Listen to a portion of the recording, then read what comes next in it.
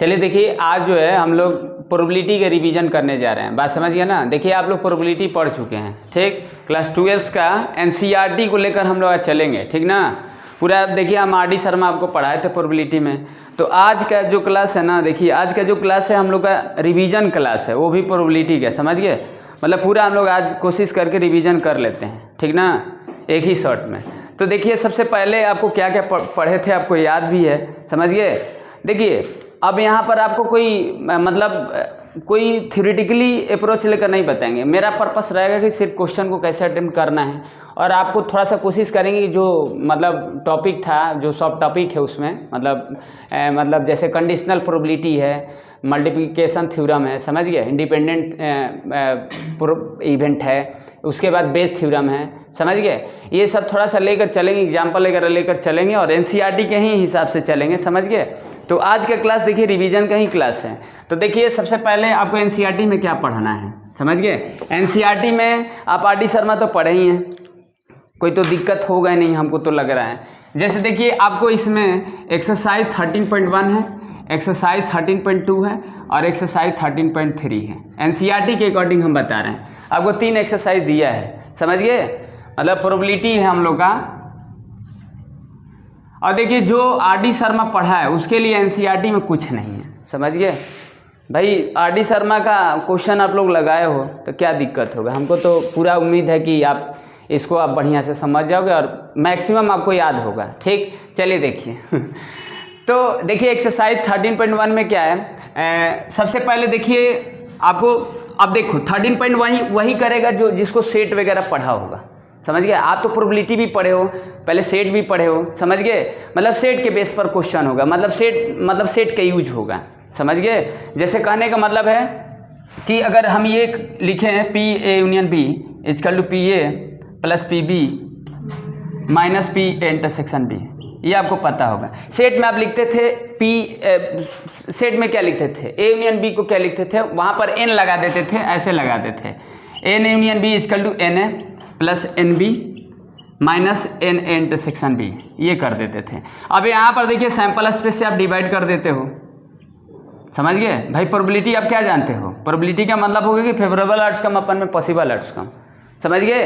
तो ये चीज़ें क्या हो जाता है, देखिए अब ये चीज़ें आपका ये बन जाता है पी यूनियन बी का मतलब है कि N A union B upon में एन एस, और ये फार्मूला आप जानते हो, मतलब वही सेट वाला ही फार्मूला है, बस इसमें आपका वहाँ पर नंबर ऑफ एलिमेंट का बात कर रहा है, यहाँ पर पी का बात कर रहा है, समझ गए।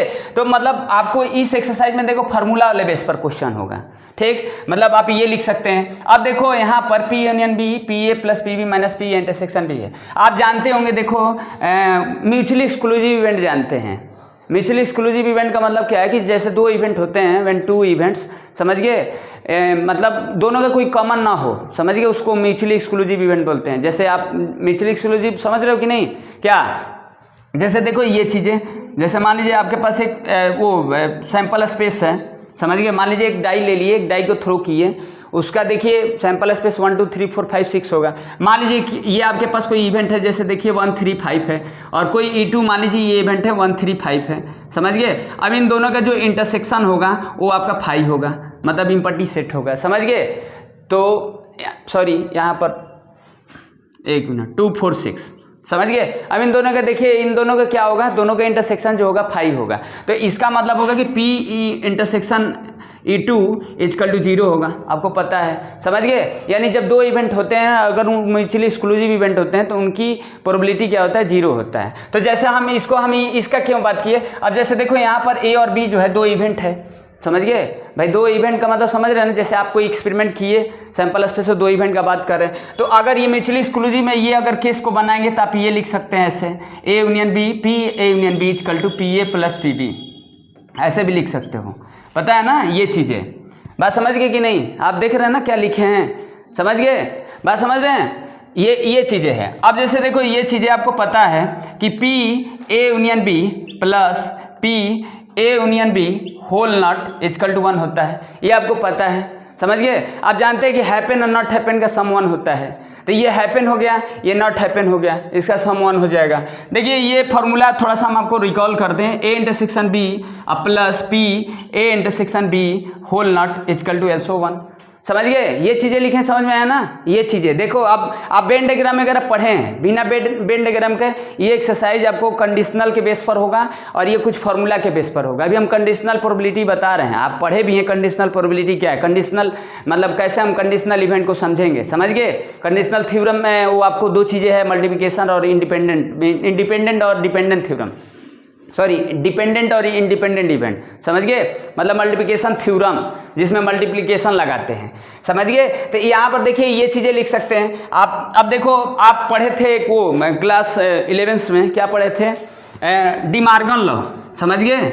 डिमार्गन लॉ क्या होता है, देखिए डिमार्गन लॉ में आप क्या पढ़े थे, ये तो समझ गए ना कि आप ये लिखेंगे।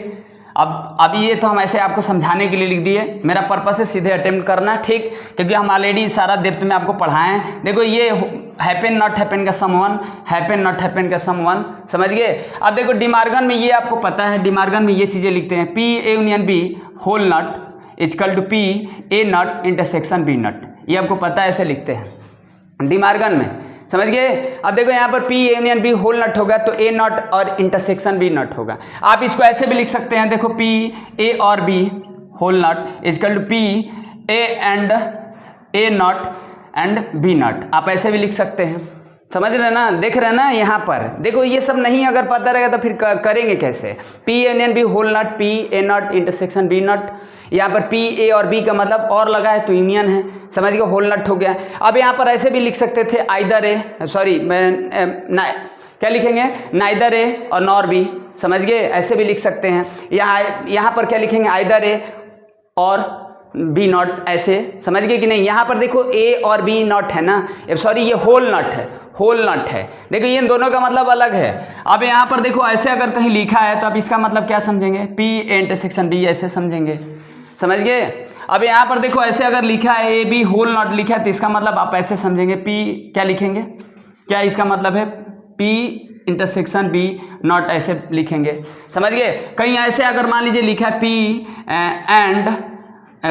ए एंड बी होल नॉट, ऐसे भी लिख सकते हैं, समझ रहे हैं ना, बात समझ रहे हैं कि नहीं। इसे आप सारा चीज़ से फेमिलियर हो इस तरीके से, मतलब आप फार्मूला देख रहे हो ना, ठीक। अब जैसे देखो यहाँ पर, अब तो जानते हो कि अगर मान लीजिए अब यहाँ पर कुछ एग्जाम्पल वगैरह लेंगे तब इसका यूटिलाइज सही से समझेंगे। मतलब ये सारा आपको जितना तरीके से ये बन रहा है ना, डाइवर्सिटी है इसमें, थोड़ा सा समझ गए, सारे को जोड़ कर रखना है, ठीक। इसमें देखो डिमार्गन में यही एक लिखे हैं, डिमार्गन में ये भी होता है P A not intersection B not, sorry ये लिखेंगे पी क्या लिखे हैं यहाँ पर देखिए A intersection B whole not, ठीक, इसको आप लिख देंगे P A union A not union B not, समझ गए। डिमार्गन में दोनों इंपॉर्टेंट ध्यान देना, समझ गए नहीं, दोनों इंपॉर्टेंट है। एक है P A union B whole not P A not intersection B not, एक हो गया P A intersection B not whole not है, समझ गए, P A not union B not, समझ गए। इसका यूज देखिए इसमें इसका डिमार्गन के यूज हो गए, ये सेट वगैरह में आप पढ़े हैं, समझ गए, प्रोबेबिलिटी में तो खैर पढ़े ही हैं, ठीक। तो ये चीज़ें और कुछ फार्मूला वगैरह देखिए, अभी तो कंडीशनल वगैरह का बात है तो कंडीशनल का भी हम आपको समझा दें, समझ गए। ये फार्मूला देख रहे हैं ना, इसका यूज करेंगे अभी एग्जाम्पल वगैरह लेकर, जैसे एनसीईआरटी का क्वेश्चन रखेंगे तो ये सारा आपको याद होना चाहिए, ठीक, बिना याद का दिक्कत होगा ना। पहले आप इसको याद करिए, अभी कुछ छूट गया है मतलब जो भी है, तो आप उसको जब क्वेश्चन करेंगे ना तो मिल जाएगा। ये देख लिए, मतलब एक्सरसाइज इसमें 13.1 के बेस में है, समझ गए। 13.1 में आपको यही है।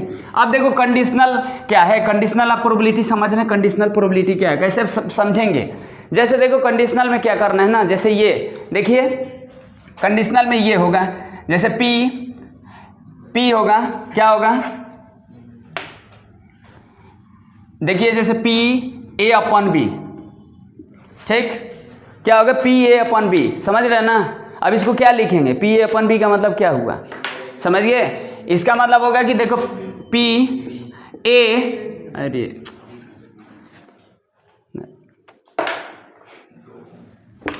एक मिनट रुक जाओ,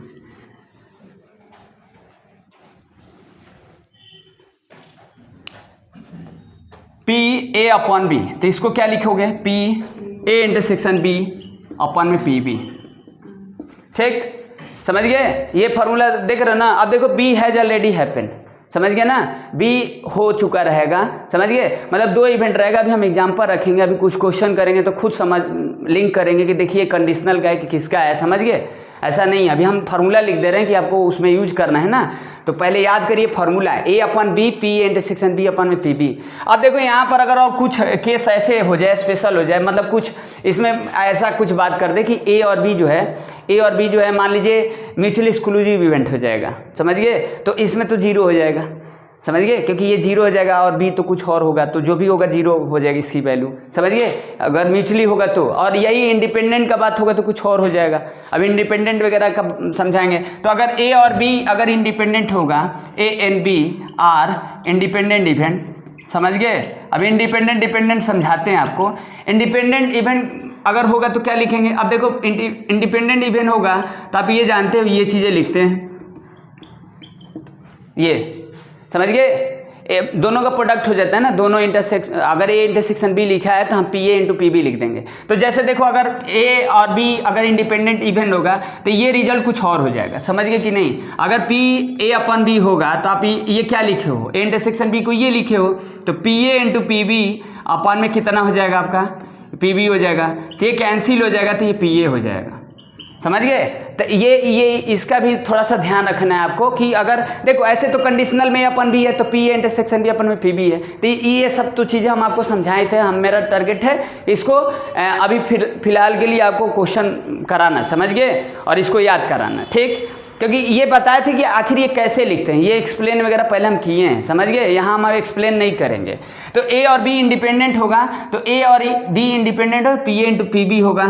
तो अब देखो यहाँ पर इसके जगह पर क्या हो जाएगा, PA इंटू PB अपन में PB हो जाएगा, तो ये कैंसिल हो जाएगा, समझ गए। अगर यही मान लो B/A होगा, अब ये तो आप देख ही रहे हो कि और किसको आप हैपन करा रहे हो, समझ गए, कौन हैपन हो रहा है, तो आपके हिसाब से होगा भाई। 2 इवेंट रहेंगे, एक हैपन रहेगा, एक का पूछेगा, एक हो चुका रहेगा, दूसरा पूछेगा, समझ गए। तो इसको क्या लिखेंगे, इसको लिखेंगे A इंटरसेक्शन B। अब देखो आप जानते हो, अब यहाँ ये नहीं बताएंगे B/A है तो B इंटरसेक्शन A है और A intersection B intersection A होगा, कम्यूटेटिव फॉलो करते हैं इंटरसेक्शन में, समझ गए कि नहीं। यहाँ कोई ये नहीं है, तो यहाँ पर ये क्या आ जाएगा, यहाँ पर आपका सॉरी यहाँ पर क्या लिखेंगे, B था ना, B कैंसिल, हाँ गुड, तो यहाँ पर हो जाएगा PB, समझ गए, ये PB हो जाएगा, समझ गए कि नहीं। तो ये इसके लिए हो गया, समझ रहे हैं ये चीज़ें। अब जैसे देखो यहाँ पर अगर ऐसे रहेगा A/ में B इंटरसेक्शन C रहेगा, सॉरी ये चीज़ अगर है मान लो A intersection B intersection C, अब ऐसे रहे मान लो। अभी देखो ये 2 केस के लिए लिखे हैं ना भाई, 2 इवेंट है तो इंडिपेंडेंट होगा A और B इंडिपेंडेंट होगा, तो PA इंटू PB लिख रहे हैं, समझ गए। Independent event, conditional, multiplication, dependent सब बताएंगे आपको। अभी हम फार्मूला लिख रहे हैं, समझ गए कि नहीं, फार्मूला लिख दे रहे हैं कि फार्मूला पहले याद करिए। हाँ, अब जैसे देखो A और B और C अगर इंडिपेंडेंट इवेंट होगा तब इसको क्या लिखेंगे, इसको लिख देंगे ऐसे PA PB PC। अब ये तो आप समझ ही रहे हो, समझ गए कि नहीं ये चीज़ें, ठीक, इन तीनों का भी प्रोडक्ट होगा, समझ गए। अब जैसे देखो मान लो कि अगर हम बोल रहे हैं कि A and B are independent event होगा, मान लो, ठीक, इंडिपेंडेंट इवेंट होगा, समझ गए। तो क्या ये देखो जैसे हम ये लिखें A0 इंटरसेक्शन B0, तो क्या ये भी इंडिपेंडेंट होगा। देखो अगर मान लो A और B इंडिपेंडेंट इवेंट है, समझ गए, तो जो A और B है इंडिपेंडेंट इवेंट लेते हैं, तो A0 B को नॉट नहीं लगाते हैं तो भी इंडिपेंडेंट होगा।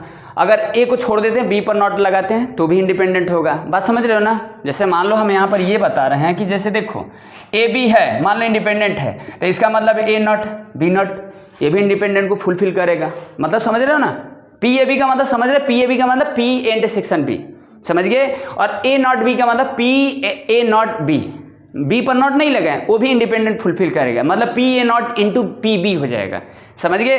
अगर A और B दो इंडिपेंडेंट इवेंट होंगे तो समझ रहे कि नहीं। अब जैसे देखो ये चीज़ है, A और B नॉट हो जाएगा, दोनों हो जाएगा, ये भी फुलफिल करेगा। तो मतलब यही होगा कि अगर A और B इंडिपेंडेंट होगा तो A0 इंटू B0 होगा, समझ गए कि नहीं। ये चीज़ें बात समझ रहे हैं, बात समझ रहे हैं कि नहीं। अब यहाँ पर देखो A और B पर नॉट लगा देते हैं, तो ये भी मतलब इंडिपेंडेंट को, तो मतलब A और B इंडिपेंडेंट होगा तो A0 B भी इंडिपेंडेंट होगा, A0 B independent, A0 B0 भी इंडिपेंडेंट होगा, और A0 नहीं, यहाँ A0 नहीं है, B0 है, समझ गए, तो ये भी इंडिपेंडेंट होगा। बात समझ रहे कि नहीं, ये बात समझ गए, गुड।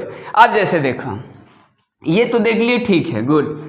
अब क्या है, अब ये तो इतना समझ गए। हाँ, अब यहाँ पे ये नहीं ना समझाना पड़ेगा आपको, ये चीज़ें अगर लिखे हैं तो अभी इसको मत पूछ लेना कि ये सर कैसे लिख दिए, जब यूज करेंगे तो। ये समझ गए कि नहीं, ये तो बात समझ ही रहे हैं भाई आप। ये तो क्लास 10 से ही आप देख रहे हो कि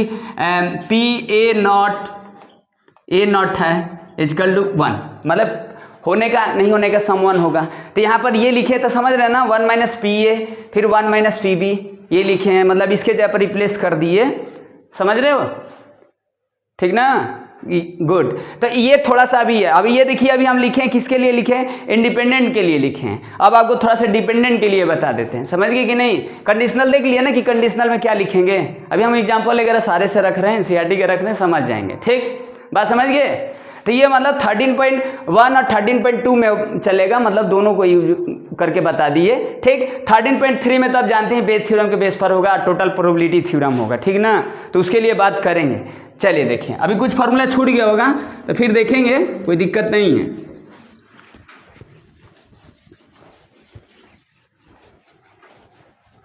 समझ गई बच्चे की, बताइए आप लोगों को, कुछ फास्ट तो नहीं है ना। देखिए फार्मूला बिना याद किए नहीं होगा, इसमें कुछ नहीं होने वाला है, समझ गए। ये देखिए फार्मूला बेस्ड चैप्टर है, ये जो एक्सरसाइज ये जो एक्सरसाइज हम लोग देख रहे हैं, समझिए 13.1 13.2 जो भी होगा, ये इसमें थोड़ा बहुत फार्मूला है, समझिए। 13.3 में तो फार्मूला है ही नहीं, बेस थ्योरम का क्वेश्चन है, तो आपको सीधे समझ में आता है बेस थ्योरम क्या है। चलिए देखिए, ठीक है, ये देख लिए। अभी देखो डिपेंडेंट के लिए बता दें, समझ गए, फिर अब उसका बात करते हैं डिपेंडेंट और इंडिपेंडेंट का और कंडीशनल का। डिपेंडेंट इवेंट, समझ गए क्या बता रहे हैं, डिपेंडेंट इवेंट, ठीक। अब देखो डिपेंडेंट इवेंट और इंडिपेंडेंट इवेंट में यहीं पर हम आपको डिफरेंस भी बता देते हैं और कंडीशनल भी रख देते हैं, ठीक। ये अभी तीनों से रिलेट करके हम फार्मूला कुछ लिखे थे ना, ठीक। अब जैसे देखिए डिपेंडेंट इवेंट, अब देखो इसमें दोनों में मल्टीप्लिकेशन लगेगा, इन दोनों में मल्टीप्लिकेशन लगेगा, समझ रहे हैं ना, मल्टीप्लिकेशन लगेगा, मल्टीप्लिकेशन थ्योरम इसी को बोलते हैं, डिपेंडेंट इंडिपेंडेंट, समझ गए। कंडीशनल में तो आप सीधे देख रहे थे कि जैसे ये था A/B था, एक इवेंट होगा और दूसरा पूछेगा उसके रिस्पेक्ट में, ये समझ गए। अब देखिए अभी लिखे थे, क्या लिखे थे इंडिपेंडेंट में, कैसे पहचानेंगे इंडिपेंडेंट क्या है। जैसे देखिए इंडिपेंडेंट में क्या होगा कि रिप्लेसमेंट का बात करेगा, रिप्लेसमेंट होगा, समझ गए, और इसमें क्या होगा, विदाउट रिप्लेसमेंट होगा,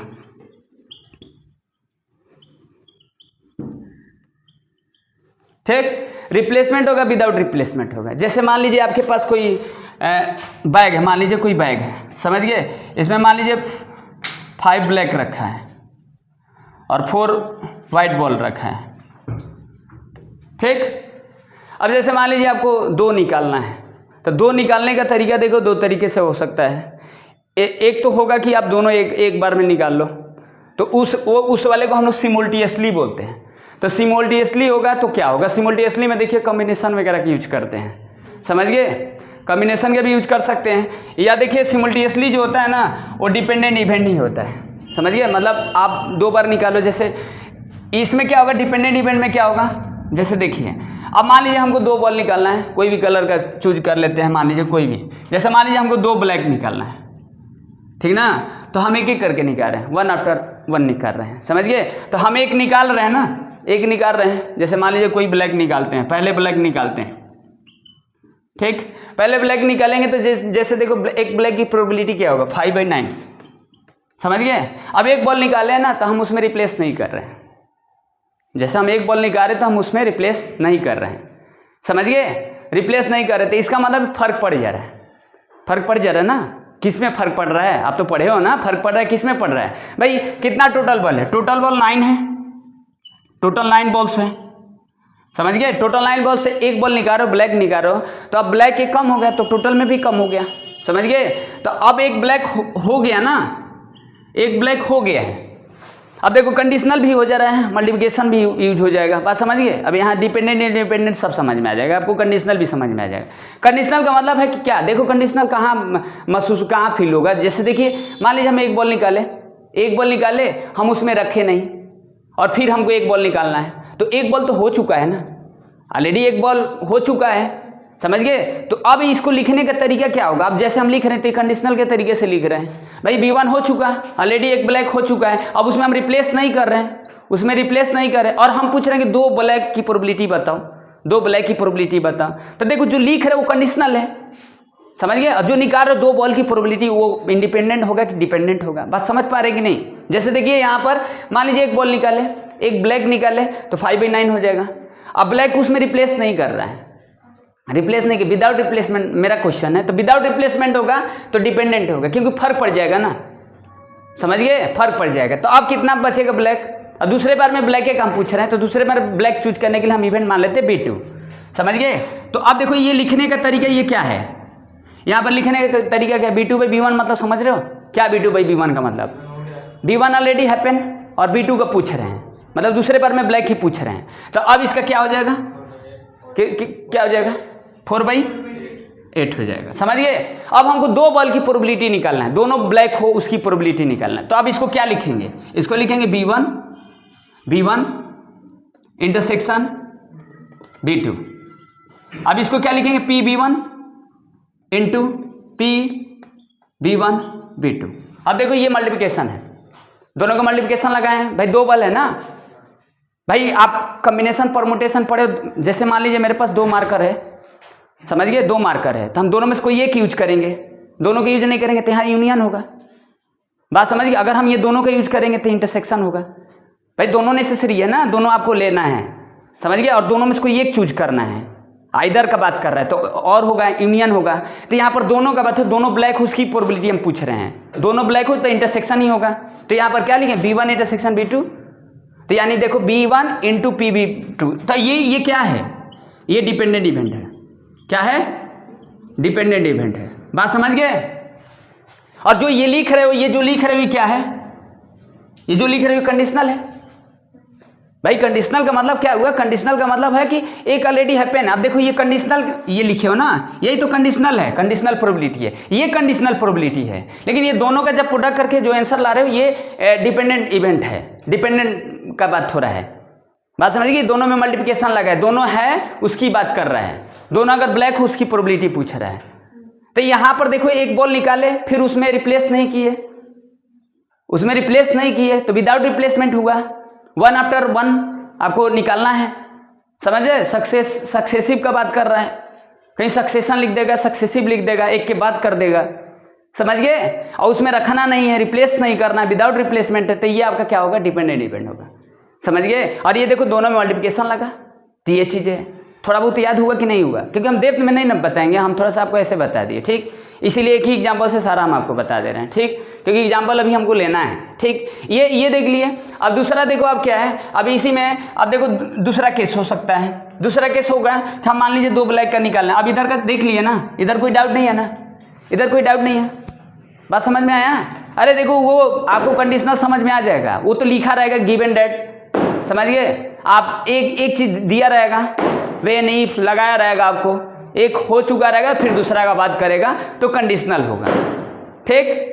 और मल्टीप्लिकेशन का मतलब होगा कि वो मल्टीप्लिकेशन यहाँ लगेगा, डिपेंडेंट हो सकता है, इंडिपेंडेंट हो सकता है। तो डिपेंडेंट में विदाउट रिप्लेसमेंट होगा, और डिपेंडेंट में विदाउट रिप्लेसमेंट हो जाएगा, और इंडिपेंडेंट में क्या होगा, रिप्लेसमेंट होगा, विथ रिप्लेसमेंट हो जाएगा, समझ गए। और सिमुल्टेनियसली का मतलब है कि सिमुल्टेनियसली में आप डायरेक्ट भी कर सकते हो, या वो डिपेंडेंट का ही बात होगा, क्योंकि हम पहले बार बताए थे आपको, समझ गए, ठीक। अब यहाँ पर देखो 2 बॉल हमको निकालना था, दो ब्लैक निकालना था, B1 और B2 का बात कर रहे हैं। तो पहले बार में ब्लैक निकलते उसके लिए B1 लेट कर लेते हैं, और दूसरे बार में ब्लैक निकालते तो B2 लेट कर लेते हैं, ठीक।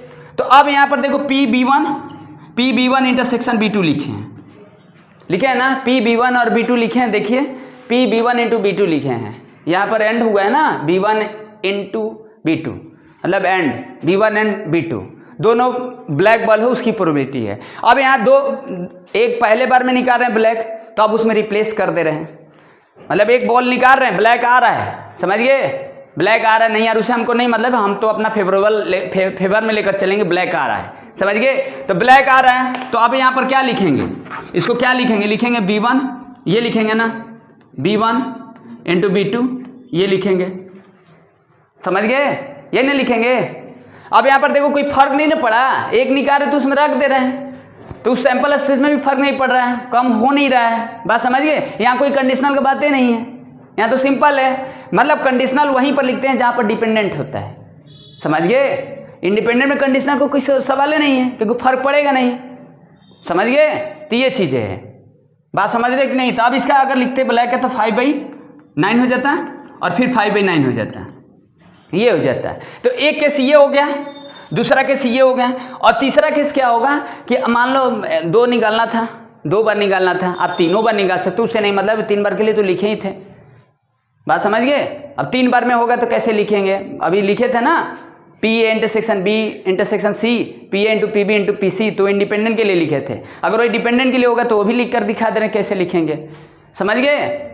जरूरी थोड़ा ना कि दो ये बार एक्सपेरिमेंट करेगा, वो तो क्वेश्चन के हिसाब से होगा। तो ये एक केस होगा। तीसरा कि हम दोनों एक ही साथ निकाल लेते हैं, 1 आफ्टर 1 नहीं करते हैं, समझ गए। तो उसको आप कैसे लिख सकते हैं, तो उसको लिखेंगे आप 1 आफ्टर 1 नहीं है, डायरेक्टली 2 आपको एक साथ निकालना है, सिमुल्टेनियसली है, ऑल टुगेदर, समझ गए।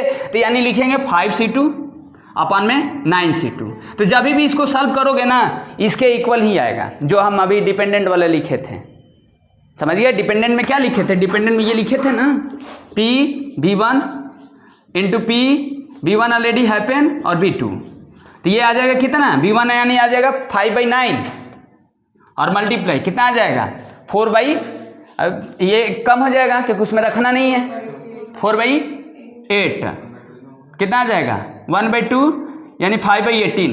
अब इसको कंप्यूट करोगे ना तो यही वैल्यू आएगा। तो इसका मतलब है कि 2 एक साथ निकालो, अभी कंप्यूट करके देख लो, 5 फैक्टोरियल अपन में 2 फैक्टोरियल अपन में 3 फैक्टोरियल, इसको चेंज करके देख लो, पढ़े ही हैं सब चीज़ तो पढ़े, तो क्या दिक्कत है। तो 2 एक साथ भी हो सकता है, आप एक एक करके कर सकते हैं। रिप्लेसमेंट विदाउट रिप्लेसमेंट का बात होगा, यही ना होगा। आप समझ गए, ये बात समझ गए कि डाउट है। फार्मूला वगैरह देखिए, अभी फार्मूला से रखते हैं ना, थोड़ा सा उसका बिना देखिए फार्मूला लिख देने से नहीं मतलब है, उसको बिना यूज किए नहीं आएगा ना। देखिए इसको करेंगे तो क्या आएगा, चेक कर लीजिए कि डिपेंडेंट ही हो रहा है क्या, मतलब 2 एक साथ निकाले, चाहे एक निकाल कर रिप्लेस नहीं कर रहे हैं, तो क्या दोनों का मीनिंग मतलब एक ही है क्या, समझिए। अरे भाई 2 एक साथ निकाल रहे हैं या एक करके एक निकाल रहे हैं, उसमें रख नहीं रहे हैं, फिर एक निकाल रहे हैं, तो क्या दोनों का मीनिंग मतलब एक ही है, नहीं समझे। हेलो, तो इसको चेंज करेंगे तो क्या होगा 5 फैक्टोरियल, ये 3 फैक्टोरियल 2 फैक्टोरियल, ये हो जाएगा 9 फैक्टोरियल। अब फार्मूला नहीं याद है तो पढ़ाई लिखे छोड़ दीजिए आप लोग। 9 फैक्टोरियल कितना आ जाएगा 2 फैक्टोरियल, ये कितना आ जाएगा 7 फैक्टोरियल। कंप्यूट करके देख लो, ये गया तेल लेने, कितना बच जाएगा, देखिए कितना आना चाहिए, इसके इक्वल आना चाहिए। डिपेंडेंट का ये आंसर है ना, ये तो इंडिपेंडेंट का हो गया और सिमुल्टेनियसली हो गया हैं, ये 5 हो गया 4 हो गया, अपन में 3 गया, 9 इंटू 8 हो गया। ये देखिए दिस आंसर इज सेम, समझ गए। यानी 2 एक साथ हो चाहे डिपेंडेंट हो, बात एक ही है, समझ गए। तो ये है, समझ गए कि नहीं, ये बात समझ गए, डिपेंडेंट इंडिपेंडेंट समझ गए कि नहीं, ठीक है। अब देखिए एग्जाम्पल कुछ रख ले रहे हैं तो आपको थोड़ा बहुत समझ में आ जाएगा, ठीक है।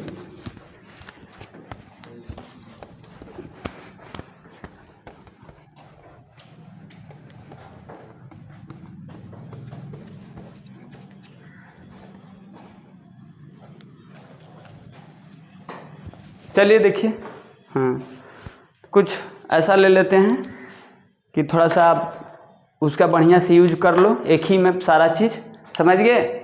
चलिए देखिए, यहाँ पर जैसे मान लीजिए आप पूछ सकते हो कौन सा डाउट है, अगर कोई पहले से आप टिक लगाए कि एनसीईआरटी का कौन सा आपको क्वेश्चन लग रहा है तो आप पूछ सकते हो, क्योंकि समझ गए कि नहीं, हम तो अपने से बता ही सकते हैं, आप लोगों को कर के आना चाहिए था कौन सा क्या पूछना है। चलो यहाँ देखो P A यूनियन B है, चलिए एनसीईआरटी का क्वेश्चन नंबर 4 देख लीजिए, एक्सरसाइज 13.1 का, ठीक।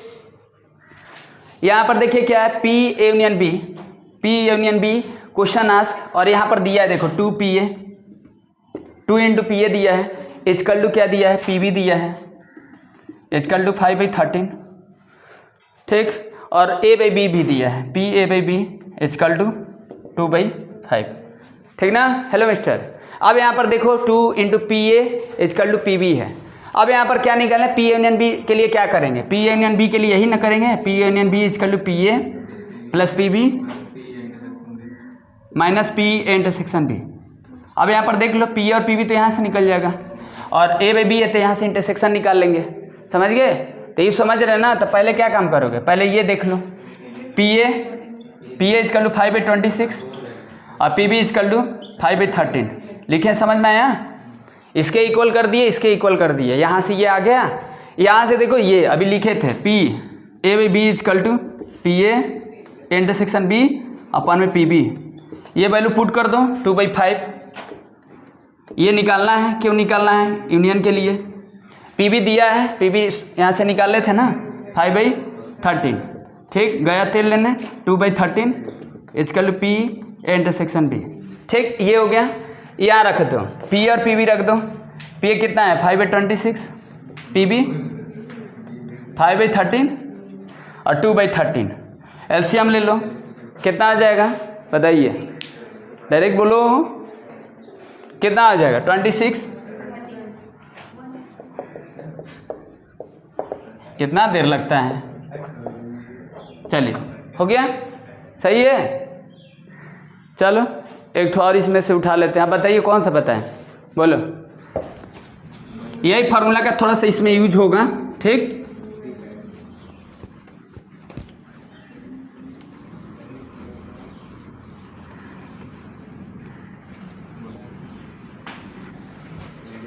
बोलिए, हेलो मिस्टर।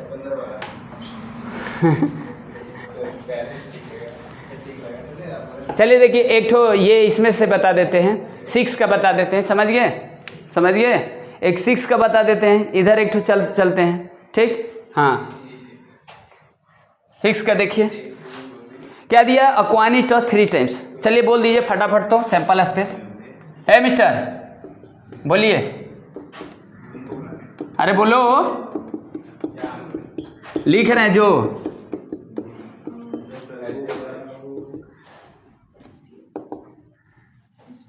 रिपीट नहीं ना हुआ है, बोलो।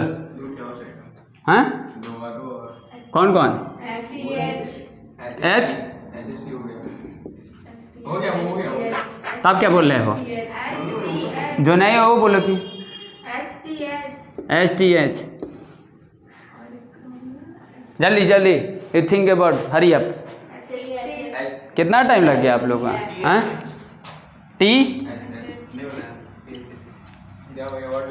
चलो ठीक है। हाँ इसमें देखिए क्या दिया है, बोला है ना, क्या पूछा है, ई बाई एफ पूछा है, तो ऐसे लिख दिया, देखो ई बाई एफ, तो ई क्या है, ई इवेंट क्या है, देखो 2 इवेंट दिया रहेगा ना तभी तो ई बाई एफ पूछेगा, तो यहाँ पर ई दिया है heads on third toss, heads on third toss, तो देखो यहीं पर लिख देते event P, head third toss पर बात कर रहा है, तो ये हो जाएगा एक, ये हो जाएगा, ये हो जाएगा, ये हो जाएगा, कितना हो जाएगा 4/8, 1/2।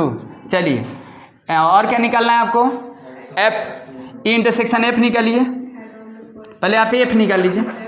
चलिए एफ क्या है, देखिए एफ के लिए इवेंट क्या दिखा है, लिखा है कि हेड्स ऑन फर्स्ट 2 टॉस, मतलब फर्स्ट और सेकेंड टॉस पर, तो एक ये हो गया, एक ये हो गया, और कौन होगा, अब नहीं होगा, 2/8, 1/4 है, लिखे हैं, समझ में आया। हेड ऑन फर्स्ट, कहाँ तुम लोग देख रहे हो, नहीं, ई अपन एफ, ई इंटरसेक्शन एफ अपन में पी एफ। चलो अब इंटरसेक्शन एफ कैसे निकालोगे, हेड ऑन थर्ड टॉस, तो उसके लिए कितना लिखे थे, 4 लिखे थे, एक ही है क्या कॉमन, देखिए इसके लिए क्या लिखे थे, इसके लिए लिखे थे ना, क्या था, थर्ड वाले पर बात कर रहे थे, ये और ये था एक थर्ड टॉस, यही ना, तो ये इसके लिए था, और एफ के लिए क्या था, एफ के लिए जो फर्स्ट 2 टॉस, मतलब फर्स्ट 2 हेड्स था, वही ना, हेड ऑन फर्स्ट 2 टॉस, तो ये था, ये था, कॉमन के कितना होगा, कितना होगा जी मिस्टर, ए क्या देख रहे हो, यहाँ बताओ कॉमन क्या है, इंटरसेक्शन एफ। अब ई को हम अलग से लिखे नहीं, एफ को अलग से नहीं लिखे, टाइम ना लगेगा, 1/8 और एफ 1/4, 1/8 मल्टीप्लाई 4/1, 1/2। चेक कर ले आंसर सही है। बोले 2 कॉमन है, तुम आंसर पहले देख ले रहे हो तो वैसे भी हो जाएगा क्या? क्या बोल रहे हो आप जी? कंडीशनल पूछा ही भैया, तो क्या बोल रहे तुम? पता नहीं आप लोग ना। चलिए पहले मोबाइल आप लोग दूर रखो, तो मोबाइल दूर रखो, बुक रखो अपने पास। पढ़ रहे हैं ऐसे पढ़ेंगे। अब तुम लोग बच्ची बोला करो, ठीक है। चलिए देखिए इसमें से आप कौन सा रख दें? इसमें से देखिए क्वेश्चन नंबर 10 रख देते हैं। क्वेश्चन 10 देख लीजिए, क्वेश्चन 10। ठीक, क्या दिया इसमें? बोला है कि a black and red dice are roll. समझ गए? क्वेश्चन नंबर 10 देखिए, a black and red dice are roll. एक ब्लैक डाई है, एक रेड डाई है। समझ गए? रोल किया जा रहा है, मतलब उसको थ्रो किया जा रहा है। बोला है find the conditional probability obtaining a some greater than 9 and given that the black dye resulted in 5। समझ गए? तो 2 इवेंट देखना है इसमें। देखो एक इवेंट दिया है, क्या दिया है? पहले इसका सैंपल स्पेस क्या बनेंगे? सैंपल स्पेस क्या बनेगा? 36 बनेगा। समझ गए? तो अब यहाँ पर रेड है। चलिए इस सैंपल स्पेस तो अब लिखना पड़ेगा क्या? 1 1 1 2, चलिए 1 3 1 4 1 5। अब यहाँ पर देख लेना 1 6, तो पहला रेड है, दूसरे वाले पर दूसरे देख रहे हो ना, दूसरे थ्रो पर क्या है? चलिए 2 1 2 2 2 3 2 4 2 5। रिवीजन करो तो थोड़ा बढ़िया से कर लो। 3 1 3 2 3 3 3 4 3 5 3 6 4 1 4 2 4 3 4 4 4 5 4 6 5 1 5 2 5 3 5 4 5 5 5 6।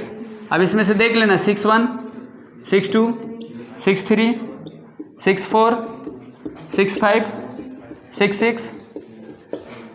ठीक, ये आपके पास हो गया। समझ गए?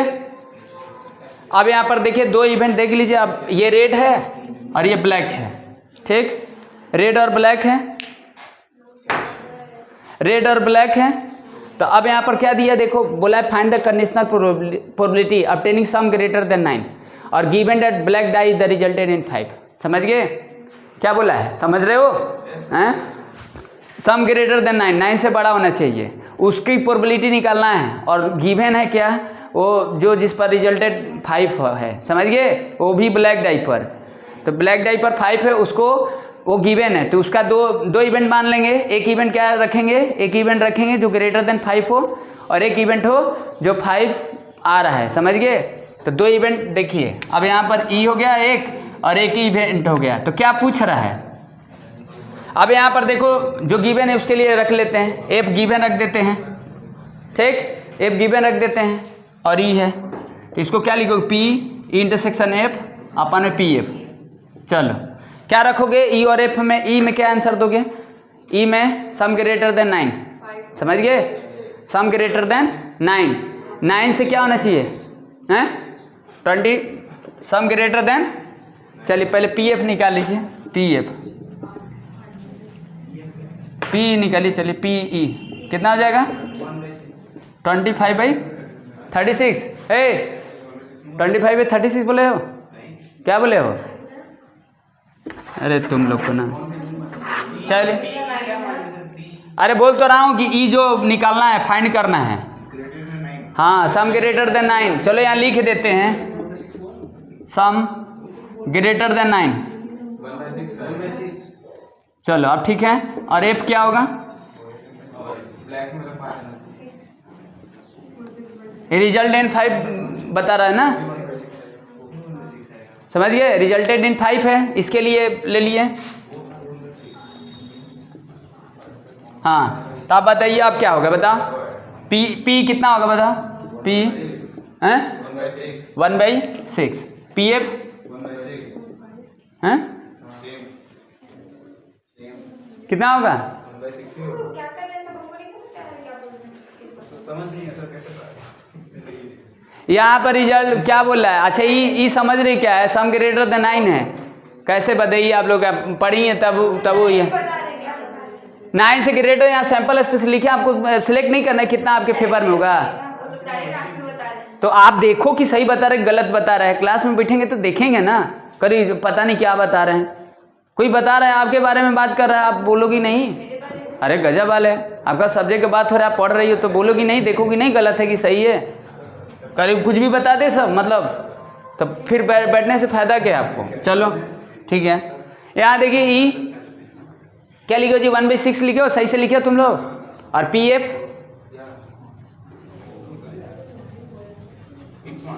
क्या आप लोग पढ़ोगी? नहीं आप लोग ना, हम पूछ दे रहे हैं इसलिए कि आप पढ़ लिए हैं, तो थोड़ा बहुत पूछेंगे तो सही रहेगा ना। हम लिख देंगे सही है, कोई दिक्कत नहीं है, हमको तो लिखने का वो टेंडेंसी, आदत है, प्रैक्टिस है। चलिए हाँ बोलो, पी एफ क्या है? चलिए पी इंटरसेक्शन एफ क्या होगा बताओ? हैं?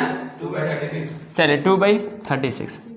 ठीक है, तो ये कितना हो जाएगा? 2/36 अपन में पी एफ कितना हो जाएगा? 1/6। 2/36 मल्टीप्लाई 6 अपन में 1। 1/3 check answer, this is answer और करेक्ट और नॉट करेक्ट। सही है, गुड, वेरी गुड। चलो तो देख लिया ना। और बोल रही हो आप, देख रही थी कि नहीं समझ नहीं? सर सैंपल स्पेस थोड़ी याद है पूरा। अरे लिखे हैं सैंपल इस पर, क्या बोल रही हो आप? छाटेंगे तब ना। नो इस सम ग्रेटर देन 9 लिखे हैं, तो आप देख लो इसमें से क्या है। इतना जल्दी आपको लिखना पड़ेगा, हम तो आपको सैंपल स्पेस कंफर्टेबल के लिए लिख दिए। जो पढ़ा उसको मन में कैलकुलेशन हो जाना चाहिए, कितना सम ग्रेटर देन 9 होगा, ऐसे आपको मन में कैलकुलेशन होना चाहिए। ऐसे ही आप 80 नहीं कर लेंगे, इतना आसान नहीं है पढ़ाई लिखाई। चलिए करी लिखे है, वो लिखा है, पता नहीं क्या समझ में आ रहा है। चलिए नहीं, आप उसको देखो कि गलत लिखवा रहे हैं, सब सही लिखवा रहे हैं।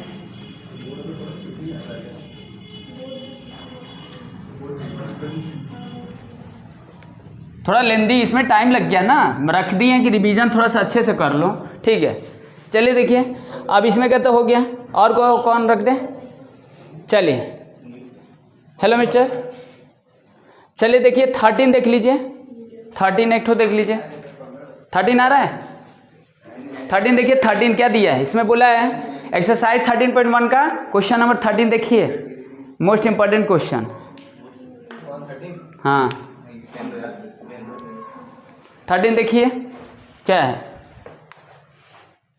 इसमें दिया है कि an instructor has a question bank consisting of 300 easy true false question and 200 difficult true and false question, 500 easy multiple choice question, 400 difficult multiple choice question. If a question selected at random from the question bank, what is the probability that it will be an easy question given that it is a multiple choice question? देखो तुम लोग तो ये समझना कि किस theorem के base पर है, कौन से इवेंट है, क्या है, समझ गए? तो देखो लास्ट में देखो क्या लिखा है, it will be an easy question given that multiple choice question, समझ गए? तो गिवन डेट है, कंडीशनल है, समझ गए? अरे भाई गिवन डेट है, कंडीशनल है, समझ पा रहे हो कि नहीं हैं?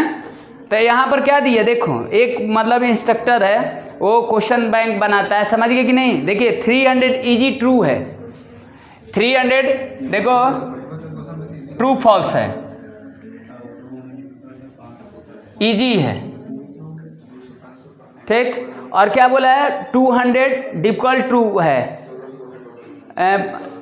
डिफिकल्ट ट्रू है, एमसीक्यू है। देखो यहाँ पर 200 डिफिकल्ट है, ट्रू फॉल्स हैं? 200 डिफिकल्ट ट्रू फॉल्स है। अच्छा 200 ट्रू फॉल्स है, डिफिकल्ट है। चलिए और यहाँ पर इजी, इजी कितना है? 500 है, ट्रू फॉल्स मतलब 2 ए फॉल्स ना। अच्छा एमसीक्यू, एमसीक्यू इजी है ना। और इसमें ओके एमसीक्यू डिफिकल्ट है। चलिए अब बताइए, अब इसमें क्या पूछ रहा है, अब आपको देख लेना है किसका पूछ रहा है, क्या गिवन है, ठीक। तो देखिए अच्छा इसमें सबसे पहले कॉमन देख लीजिए, कॉमन क्या है? ए मिस्टर क्या दिया इसमें? बोला कि if a question selected at the random from the question bank, एक क्वेश्चन को सिलेक्ट करते हैं, what is the probability that will be the easy question, easy का पूछ रहा है, समझ गए। और गिवन क्या दिया है, इजी क्वेश्चन। तो देखो इजी में क्या हो सकता है, ट्रू फॉल्स भी हो सकता है, MCQ भी हो सकता है, समझ गए। तो आपको गिवन क्या है, गिवन है कि मल्टीपल चॉइस क्वेश्चन है। तो ई के लिए क्या लेट कर लेते हैं, PE और PF और P इंटरसेक्शन F, ठीक ना। अब F किसके लिए लेट किए हैं, जो गिवन है, हाँ जो गिवन है, मतलब ये लिख दिए F E, तो इसको क्या लिखोगे, P इंटरसेक्शन F अपन में PF, हो गया, समझ गए। हेलो मिस्टर, समझ गए कि नहीं। इसका कितना हो जाएगा, E इंटरसेक्शन F क्या होगा, देखो MCQ का बात कर रहा है ना, कितना हो जाएगा, E इंटरसेक्शन F कितना होगा, 500 अपन में 900, नो 1400, 500 अपन में 1400 कैसे लिख दिया, कॉमन 500 है ना, कैसे कॉमन है बताओ आप समझो। हाँ MCQ भी है, इजी भी है।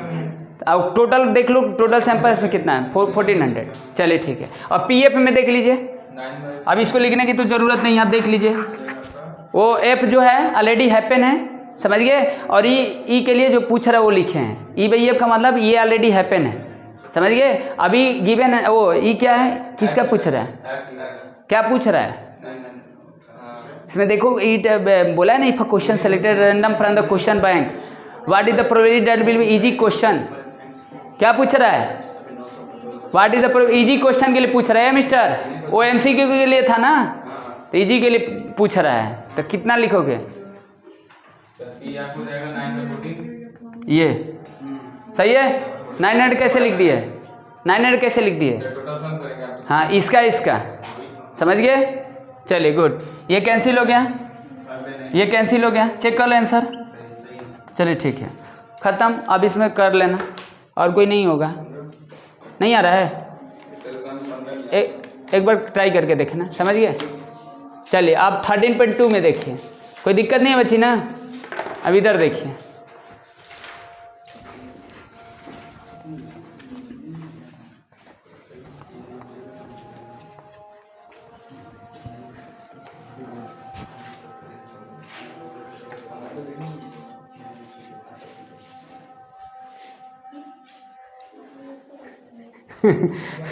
चलिए एक्सरसाइज 13.2 का देखिए। हाँ इसमें देखो बाबू, हेलो मिस्टर, स्टार्टिंग से उठा रहे, देखते हैं क्वेश्चन। देखो क्वेश्चन नंबर 2 देखो 13.2 का, 2 का देखिए। कुछ छूट गया होगा, कुछ डाउट होगा तो फिर लास्ट में पूछ सकते हैं, समझ गए कि नहीं। हेलो हाँ, इसमें देखिए एक्सरसाइज 13.2 का क्या है, 2 cards are drawn at the random without replacement from a pack 52 playing cards, find the probability that both cards are black. ये तो सिंपल है, बस रिकॉल करने के लिए रख दिए एग्जाम्पल। क्वेश्चन नंबर 2 समझिए क्या दिया है, 2 cards are drawn at the random without replacement, without replacement है। हेलो मिस्टर, समझ गए, मतलब विदाउट रिप्लेसमेंट का मतलब डिपेंडेंट इवेंट, समझ गए। तो क्या क्या पूछ रहा है, 52 प्लेइंग कार्ड में से find the probability that both cards are black. तो B1 इंटरसेक्शन B2 लिखे, समझ गए। B1 ऑलरेडी हैपन, B2 लिखे, समझ गए ना। अब ऐसे भी लिख सकते थे, कोई ये नहीं था, ये नहीं था कि आप जरूरी था कि यही लिखेंगे, आप जैसे लिखना चाहते हैं लिख सकते हैं, ऐसे लिख सकते हैं, आप ये भी लिख सकते हैं। B2 हैपन हो गया, लिखो कोई भी, कोई दिक्कत नहीं है, समझ गए। विदाउट रिप्लेसमेंट है तो अब तो यहाँ कोई दिक्कत नहीं आपको समझने का, डिपेंडेंट है, मल्टीप्लिकेशन लगेगा, ठीक। चलिए तो ब्लैक क्या पूछ रहा है, find the probability both the card are black, समझ गए। ब्लैक हो तो आप कार्ड तो याद है ना, 26 अपन में 52, ठीक, और एक ऑलरेडी हैपन है 25 अपन में 51, कैलकुलेशन कर देना आ जाएगा, समझ गए। चलिए ठीक है, चलिए देखिए क्वेश्चन नंबर 4 देख लो, क्वेश्चन 4 देखो। क्वेश्चन फोर्थ देखिए। हेलो, क्वेश्चन फोर्थ देखिए क्या दिया है। बोला है कि a fair coin and unbiased dice are toss. देखो फेयर क्वाइन का मतलब है कि कोई उसमें क्या है, डिस्क्रिमिनेशन नहीं, मतलब हेड का चांस इक्वली लाइकली इवेंट है 50-50%। Okay okay. और अनबायस्ड डाई का मतलब वही है, सबका चांस इक्वली है, समझ गए कि नहीं। और let A B the event head appears on the coin, B the event 3 on the die, check whether A and B are independent even or not. तो देखो इंडिपेंडेंट चेक करना है, तो इंडिपेंडेंट के लिए हम बताए थे ए इंटरसेक्शन बी, तो आप लिखोगे P A into P B, ये चेक करना है। अगर ये होगा तो इंडिपेंडेंट होगा। अब देखो यहाँ पर क्या है, क्वेश्चन नंबर फोर्थ है, ए क्या है, ए के लिए इवेंट क्या लेट कर लेते हैं। चलो, let A B the event head appears on the coin. तो एक डाई को लिया गया है, अब एक डाई को लिया गया है, एक क्वाइन को लिया गया है, तो सैंपल स्पेस लिख लो अगर कंफर्टेबल नहीं हो तो। 1 हेड 1 टेल, 2 हेड 2 टेल, सही है ना। 3 head 3 tail, 4 head 4 tail, 5 head 5 tail, 6 head 6 tail. ये होगा ना जी, सैंपल स्पेस तो यही होगा ना। हेलो, सही है ना। 1 2 3 4 5 6 7 8 9 10 11 12, सही है। अब fair coin and unbiased dice are toss, एक साथ वो टॉस किया जा रहा है। Let A B the event head appears on the coin. चलो, ए के लिए क्या कर लो, हेड अपीयर्स है किस पर, तो लिख लो 1 हेड, कितना होगा 1 head 2 head 3 head 4 head 5 head और 6 हेड, सही है ना जी। हैं, जिस पर हेड अपीयर है वही ना लिखेंगे। चलिए, अब क्या होगा, अब बी वाले इवेंट में क्या बोला है, बी बोला है, बी क्या बोला है, B with the event 3 on die, die पर 3 आने चाहिए, क्या बोलो 3 हेड 3 टेल और नॉट। चलो पी ए निकालो, पी ए 1 2 3 4 5 6 6/12 1/2। चलो पी बी निकालो 1/6 1/6 हो गया, गुड। ए इंटरसेक्शन बी निकालो, निकालना पड़ेगा ना, ये चेक करोगे ना कितना आ जाएगा 1/12, चेक कर लो मल्टीप्लाई करके। This is correct, fulfil of this condition, A and B are independent, ठीक है ना। चलिए, अब इस इधर का नहीं बता रहे। चलिए क्वेश्चन नंबर 7 देख लीजिए एक ठो।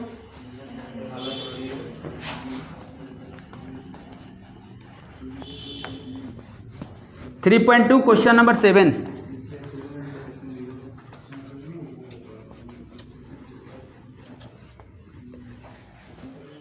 चलिए देखिए क्वेश्चन नंबर 7 देखिए।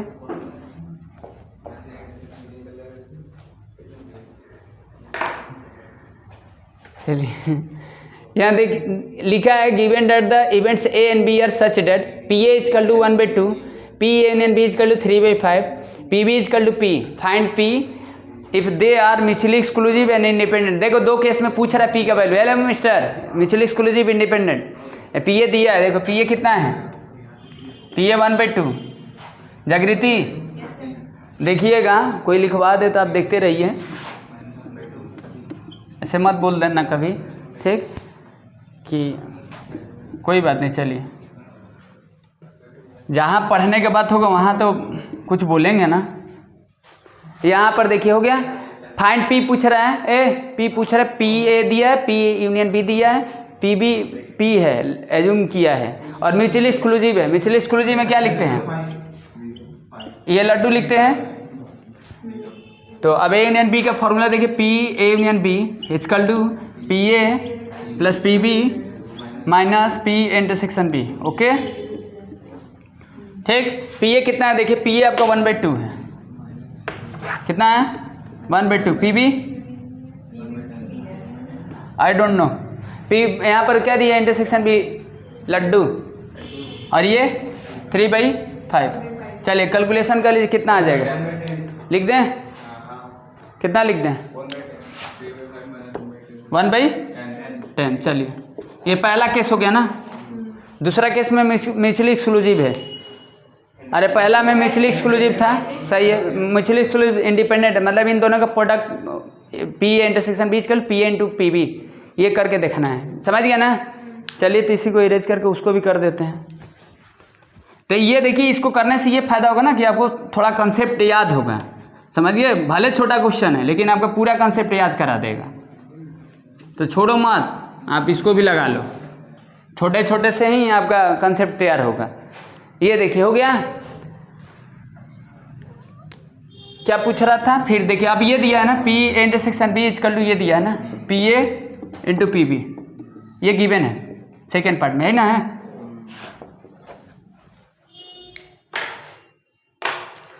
तो क्या है देखो, पी ए यूनियन बी, क्या लिखेंगे? P A P B minus P A intersection B, हो गया।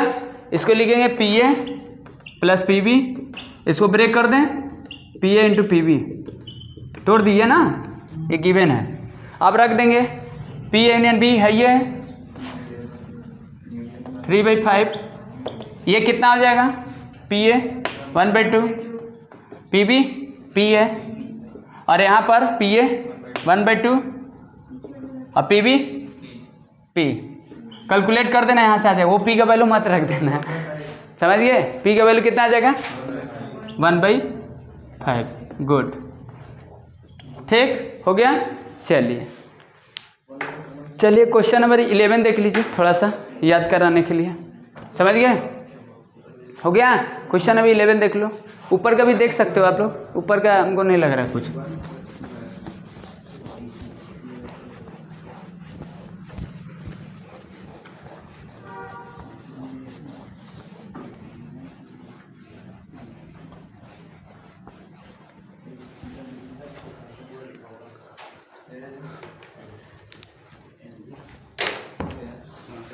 ये देखिए क्वेश्चन नंबर 10 में क्या दिया है? Given to independent event A and B such that P A और पी बी दिया है। तो ये तो निकाल ही लेंगे, ऐसे लिख दे रहे हैं, मतलब थोड़ा सा आपको कि बढ़िया से याद हो जाए। जैसे देखो यहाँ पर पी ए दिया है, पी ए क्वेश्चन नंबर 10 है कि 11? ये 11 ठीक ना, 13.2। पी ए कितना है? 0.3, पी बी कितना है? 0.6, ठीक। और पी ए और बी बोला है, तो आप समझ ही रहे हो, बस नहीं ए एंड बी है, ए एंड बी। तो इसको क्या लिखोगे? पी ए इंडिपेंडेंट है तो लिख सकते हो ना जी, है independent P A into P B, रख देना 0.3 मल्टीप्लाई 0.6 आ जाएगा। सेकेंड वाले में देखो क्या है, पी ए नॉट ए और क्या है? A and not B, A and not B. तो आप ऐसे लिख सकते हो P A into P B not. देखो अभी बताए थे ना इंडिपेंडेंट वाला कैसे लिख सकते हो। तो ये पी ए 0.3 मल्टीप्लाई इसमें से 1 में से माइनस 0.4, कैलकुलेट कर देना आ जाएगा। चलिए थर्ड देख लीजिए, ए और बी है तो यूनियन है, ये तो निकालना ही पड़ेगा, पी ए और बी। तो P A plus P B minus P A into P B, ठीक। P A 0.3 plus 0.6 minus 0.3 0.6, calculate कर देना आ जाएगा। क्वेश्चन नंबर 4 देखो, क्वेश्चन नंबर 4, ठीक। क्वेश्चन 4 में क्या दिया है?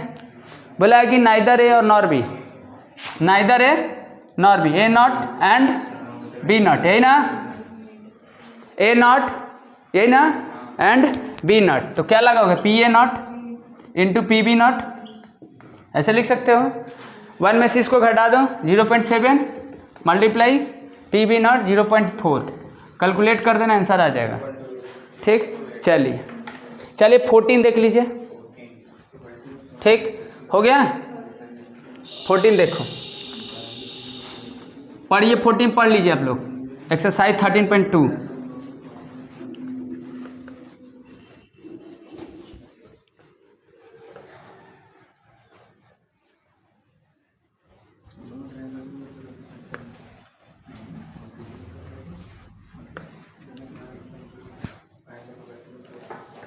चलिए देखिए, इसमें दिया है कि probability of solving specific problem independent by A and B, okay, 1/2 and 1/3 respectively.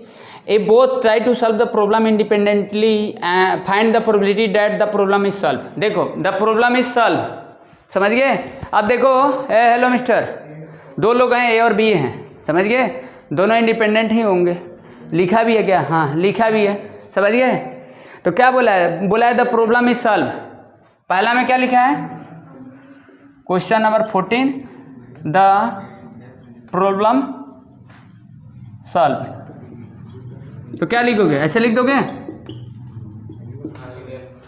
क्यों लिए यूनियन? भाई दोनों में से कोई एक सॉल्व करेगा, समझ गए? समझ गए कि नहीं? तो क्या लिखेंगे तुम लोग? अच्छा ये समझ गई, ए और बी लगाए, इंटरसेक्शन क्यों नहीं लगाए हैं, यूनियन लगाए, समझ गई? Good, very good. क्या लिखेंगे? P A plus P B minus P intersection B. और जानते हैं दिया है उसमें, नहीं हो दिया रहता तो भाई सॉल्व कर रहा है तो अलग अलग है। भाई हम टेस्ट दे रहे हैं, कोई दूसरा टेस्ट है, उस पर क्या फ़र्क पड़ेगा, समझ गए कि नहीं? तो नहीं भी लिखा रहेगा तब समझ जाएंगे कि कौन सा इवेंट है, समझ गए? ऐसे तो इंडिपेंडेंट लिखा ही है, वैसे तोड़ देंगे ना, इसको लिख देंगे P A plus P B minus P and A into P B.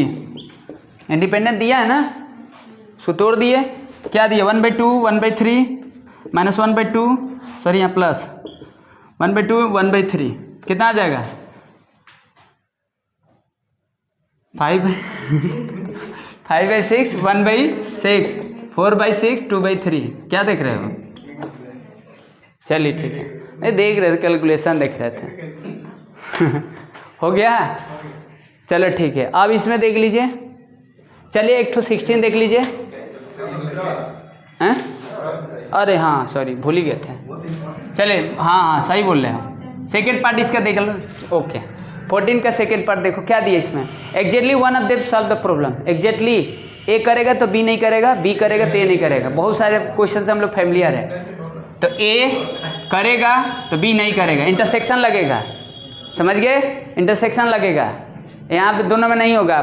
फिर और पी ए डैश पर बी नॉट, बी सॉरी नहीं, समझ गए? हाँ बी है।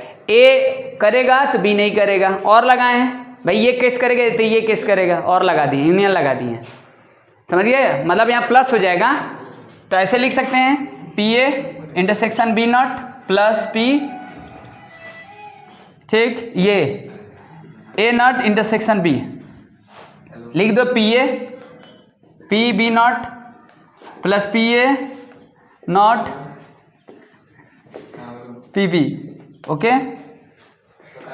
कितना हो जाएगा? पी ए और पी बी नॉट 1/2 1/3 में से 1 में से क्या है? 1/3 है ना। अरे बी के लिए क्या है? 1/3 है ना, प्रोबेबिलिटी सॉल्व कर रहा है तो 1 - 1/3 2/3 ना, 2/3। और ए नॉट 1 - 1/2 1/2 और 1/3। कैलकुलेट कर लो कितना आ गया, ये कैंसिल। 1/3 plus 1/6 2 plus 1/6 1/2। देख लो आंसर सही है, समझ गए कि नहीं? अच्छा ये लाइन समझ गए, कोई दिक्कत नहीं है? चलिए ठीक है। 16 एक ठो देख लीजिए, एक ठो 16, उसके बाद बेस थ्योरम देखते हैं, समझ गए? 16 देखिए, ठीक।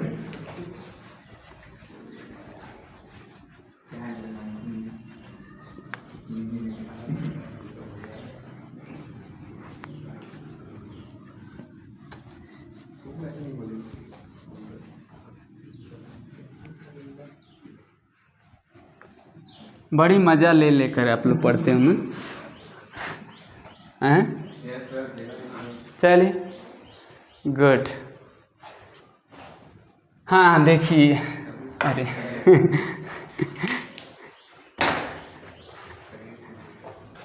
चलिए देखिए 16 देखो।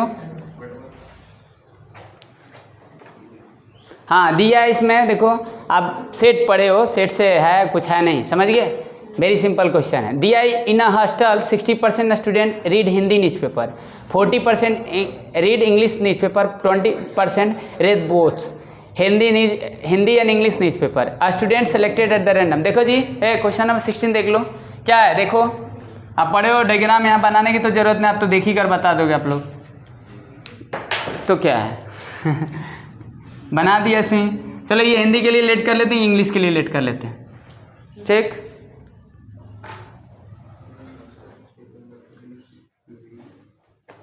हिंदी के लिए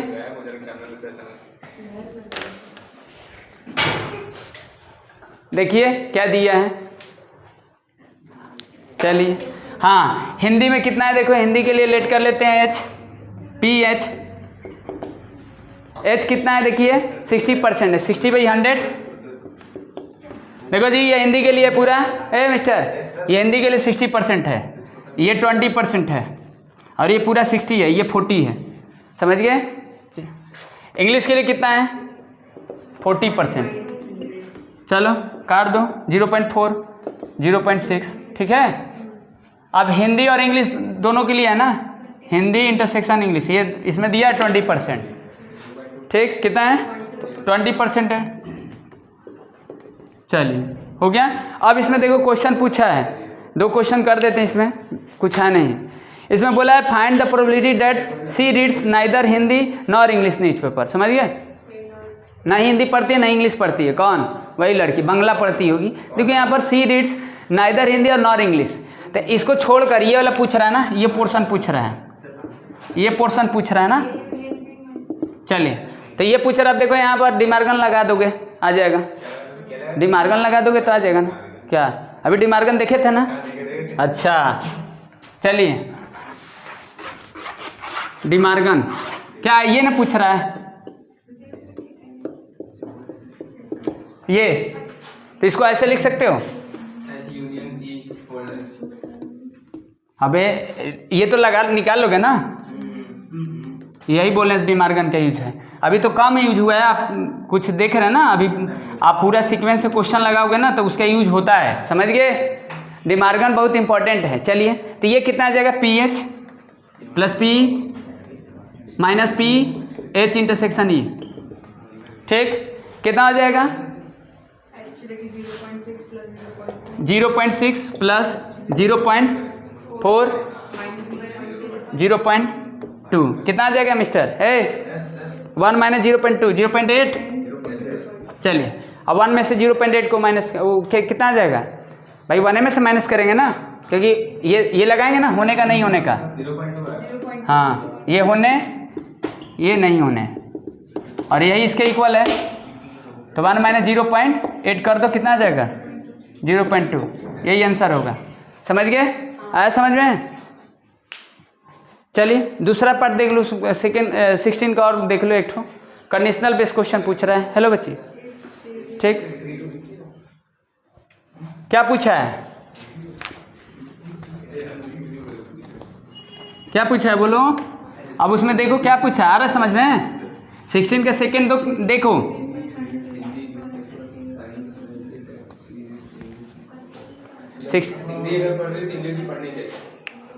यहाँ पर बोला कि if C reads Hindi newspaper find the probability C reads English news paper. देखो हिंदी पढ़ ली है, इफ लगा है ना, कंडीशनल है। हिंदी न्यूज पेपर पढ़ ली, इंग्लिश का पूछ रहा है। समझ गए कि नहीं? हिंदी के रिस्पेक्ट में तो ये पूछ रहा है पी, हिंदी पढ़ ली है ना, कर क्या लिखवा रही है आप लोग? हिंदी पढ़ लिया ना। चलिए ठीक, ओके ओके।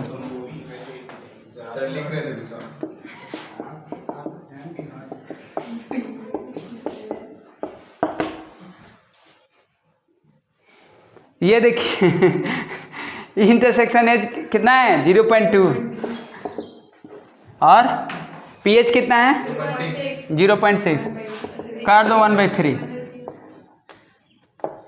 ठीक हो गया, गुड गुड वर्क। तो ये हो गया खत्म। चलिए बेस थ्योरम का देख लेते हैं। समझ गए? अब नहीं है। ठीक, बेस थ्योरम देखिए। बेस थ्योरम देखिए।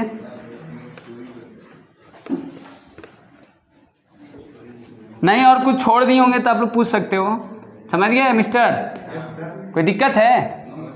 चलिए बेस थ्योरम में देखिए, बेस थ्योरम के क्वेश्चन और कंडीशनल टोटल प्रोबेबिलिटी थ्योरम में डिफरेंस तो समझाए ही थे, पहचान ही जाएंगे कौन सा क्या है। देखो डायग्राम के हेल्प से करेंगे, ठीक। हाँ चलिए उठाते हैं, क्वेश्चन से ही उठाएंगे क्योंकि अब थ्योरेटिकल हम आपको थोड़ा ना समझाएंगे क्योंकि पहले समझा दिए हैं, ठीक। देखो एक्सरसाइज 13.3 के पहला क्वेश्चन ही देखो, एक्सरसाइज 13.3 के पहला क्वेश्चन देखो कि बेस थ्योरम का है कि टोटल प्रोबेबिलिटी का है। हाँ टोटल का है, तो समझिए कि टोटल का कैसे है।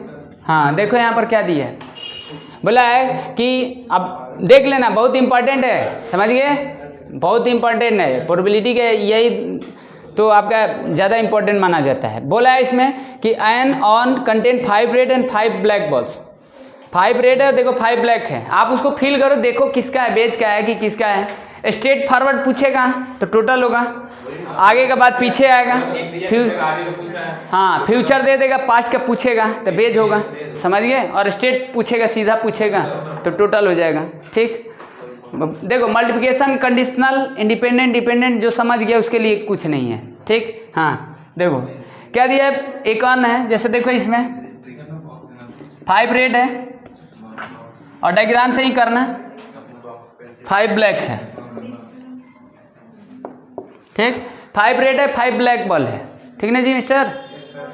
अब इसमें देखो बोला है कि एक बॉल निकालना है, ध्यान से पढ़ना। A ball is drawn at the random, एक बॉल को निकालना है, तब बॉल निकालना है। देखो फिर आगे बोला है कि it colour is noted and it's return to the urn, एक उसमें वो कर दे रहे हैं, मतलब वो निकाल कर फिर उसमें रिप्लेस कर दे रहे हैं, रख दे रहे हैं, तो रिप्लेस कर दे रहे हैं लेकिन कुछ एक्स्ट्रा डाल रहे हैं, तो कहीं ना कहीं डिपेंडेंट ही हो जाएगा, इंडिपेंडेंट तो होगा नहीं। एक निकाल रहे हैं और फिर उसी में रख दे रहे हैं, तब तो ऐसे चल रहा है तो इंडिपेंडेंट है, लेकिन कुछ और एक्स्ट्रा ला दे रहे हैं तो डिपेंडेंट ही हो जाएगा, समझ गए। मतलब कहीं ना कहीं डिपेंडेंट का ही बात कर रहा है, एक निकाल रहे हैं और फिर उसी में रख दे रहे हैं, तब तो ये इंडिपेंडेंट है, लेकिन कुछ और एक्स्ट्रा रख दे रहा है तब तो डिपेंडेंट हो जाए, चेंज हो ही जाएगा, समझ गए। तो कहीं ना कहीं प्रोबेबिलिटी के वो बेस थ्योरम का क्वेश्चन हो या टोटल प्रोबेबिलिटी के बेस का क्वेश्चन हो, कहीं ना कहीं डिपेंडेंट का ही बात होता है, समझ गए, इंडिपेंडेंट का नहीं होता है। चलिए यहाँ से एक बॉल निकालना है, अब देखो यहाँ से निकालना है तो यहाँ से निकालना है, अब रेड आ सकता है या तो ब्लैक आ सकता है, ठीक ना। अब यहाँ देखो रेड वाला एक बॉल निकाल रहे हैं ना, ये यहाँ से रेड निकाले तो रेड के लिए अलग, ब्लैक के लिए अलग। अब इसमें 2 एक्स्ट्रा मोर कर देते हैं, यहाँ 2 एक्स्ट्रा मोर कर देते हैं, ठीक। हाँ जैसे मान लीजिए पहले बार में रेड आया तो 2 रेड एक्स्ट्रा और उसमें एडिशनल बोल रहे हैं, तो यानी 7 रेड हो जाएगा और 5 ब्लैक होगा, ये वाला बात समझ गया ना,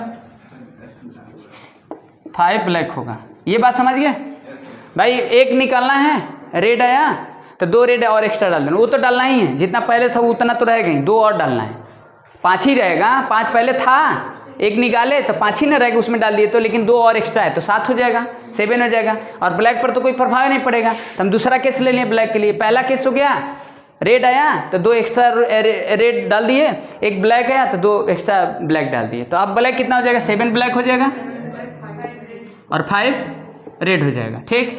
अब फिर देखो आगे बोला है कि यहाँ से निकालना है, अब यहाँ से निकालना तो रेड भी आ सकता है, ब्लैक भी आ सकता है, यहाँ से भी देखो केस बना कर चलेंगे ना, रेड आ सकता है या तो ब्लैक आ सकता है। अब यहाँ भी करना है, तो देखो एक पहला एक्सपेरिमेंट यहाँ हुआ है, पहला एक्सपेरिमेंट यहाँ हुआ है और दूसरा एक्सपेरिमेंट यहाँ होगा, लिख दिए, समझ गए ना। पहला एक्सपेरिमेंट यहाँ हुआ है, दूसरा एक्सपेरिमेंट यहाँ हुआ है, समझ रहे कि नहीं, कोई डाउट है। चलिए ठीक है, अब क्या पूछ रहे, देखो अब ये टोटल क्या है कि बेच का है। देखो an on contain 5 red and 5 black balls, a ball is drawn at the random, its color is noted and returned to the un, moreover 2 additional ball of the color drawn and put in the un them, then ball drawn at the random, what is the probability that the second ball is red। अब देखो इसमें ये नहीं बोला कि किससे निकालना है, क्या पहले बार में रेड निकाले थे उससे दोबारे में रेड निकालना है, ऐसा कुछ तो बोला नहीं है। मतलब आप समझ रहे हो ना किस बेस का क्वेश्चन है भाई, टोटल प्रोबेबिलिटी क्या है, कुछ बोला नहीं है ना, फ्यूचर का दिया नहीं है ना, पास्ट का नहीं ना पूछ रहा है। देख रहे हो, what is the probability that second ball is red, दूसरे बार में रेड का पूछ रहा है, दूसरे बार में रेड का पूछ रहा है, तो पहले का तो कोई बात देख रहा है ना, दूसरे बार में पूछ रहा है, ऐसा तो नहीं है दूसरे बार का दिया पहले बार का पूछ रहा है, ऐसा तो है नहीं, समझ गए। स्ट्रेट फॉरवर्ड क्वेश्चन है तो टोटल प्रोबेबिलिटी है। तो देखो आप क्या करोगे, देखो यहाँ से एक इवन मान लेंगे, यहाँ से एक इवन मान लेंगे, तो इवन देखिए लेट कर लेते हैं कि पहले बार में रेड आया उसके लिए, समझ गए, पहले बार में, तब पहले बार में हम रेड निकालें, समझ गए, तो उसके लिए हो गया, पहले बार में रेड के लिए लेट कर लेते हैं, और दूसरे बार में ब्लैक, सॉरी पहले बार में ब्लैक आया तो उसके लिए, समझ गए, पहले बार में अगर रेड निकाले तो उसके लिए E1 लेट कर लिए, और पहले बार में ब्लैक आया तो उसके लिए E2 लेट कर लिए। भाई यहाँ ब्लैक रेड आ सकता है या तो ब्लैक आ सकता है। अब यहाँ पर देखो जिसका पूछेगा उसका लेट करना है, तो हम तो ऐसे ही केस बना, ब्लैक का तो पूछ नहीं रहा, दूसरे बार में रेड का ही पूछ रहा है, तो हम इसके लिए लेट कर लेते ए इवेंट।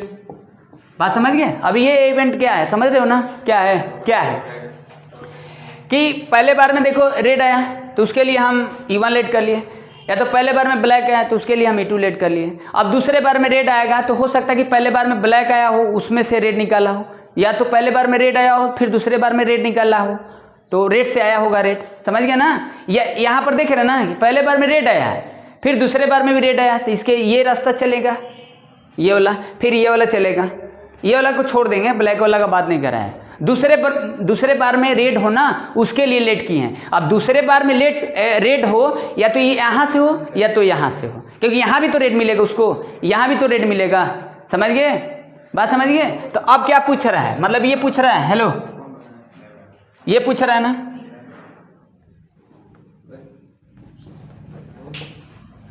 है मिस्टर, ये पूछ रहा है पीए भाई वन, नो पीए, सिर्फ पीए, चलिए P1 into P E1 A plus P E2 P E2 A लिखे, समझ में आया, समझ गए।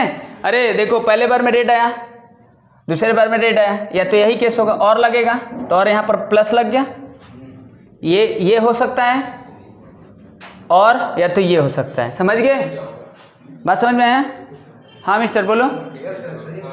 अब यहाँ पर P1 क्या होगा, पहले बार में रेड होगा तो उसकी प्रोबेबिलिटी 5/10, और इसका क्या होगा, पहले बार में ब्लैक हो तो उसका भी 5/10, सॉरी एक मिनट, नो यहाँ 7/12, ओके गुड, प्लस इसमें 5/10 ब्लैक का, और इसके लिए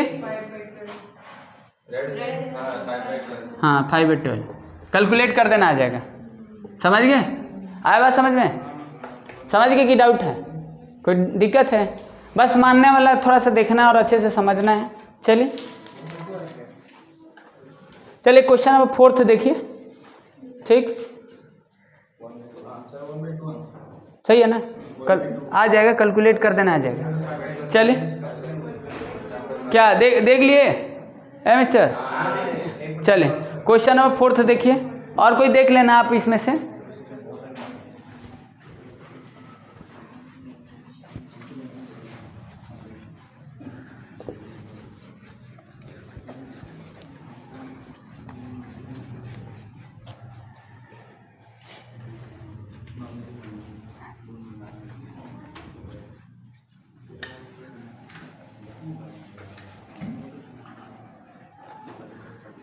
चलिए 13.3 का क्वेश्चन नंबर 4 देखिए, कर लोगे कि नहीं, किस बेस का क्वेश्चन है।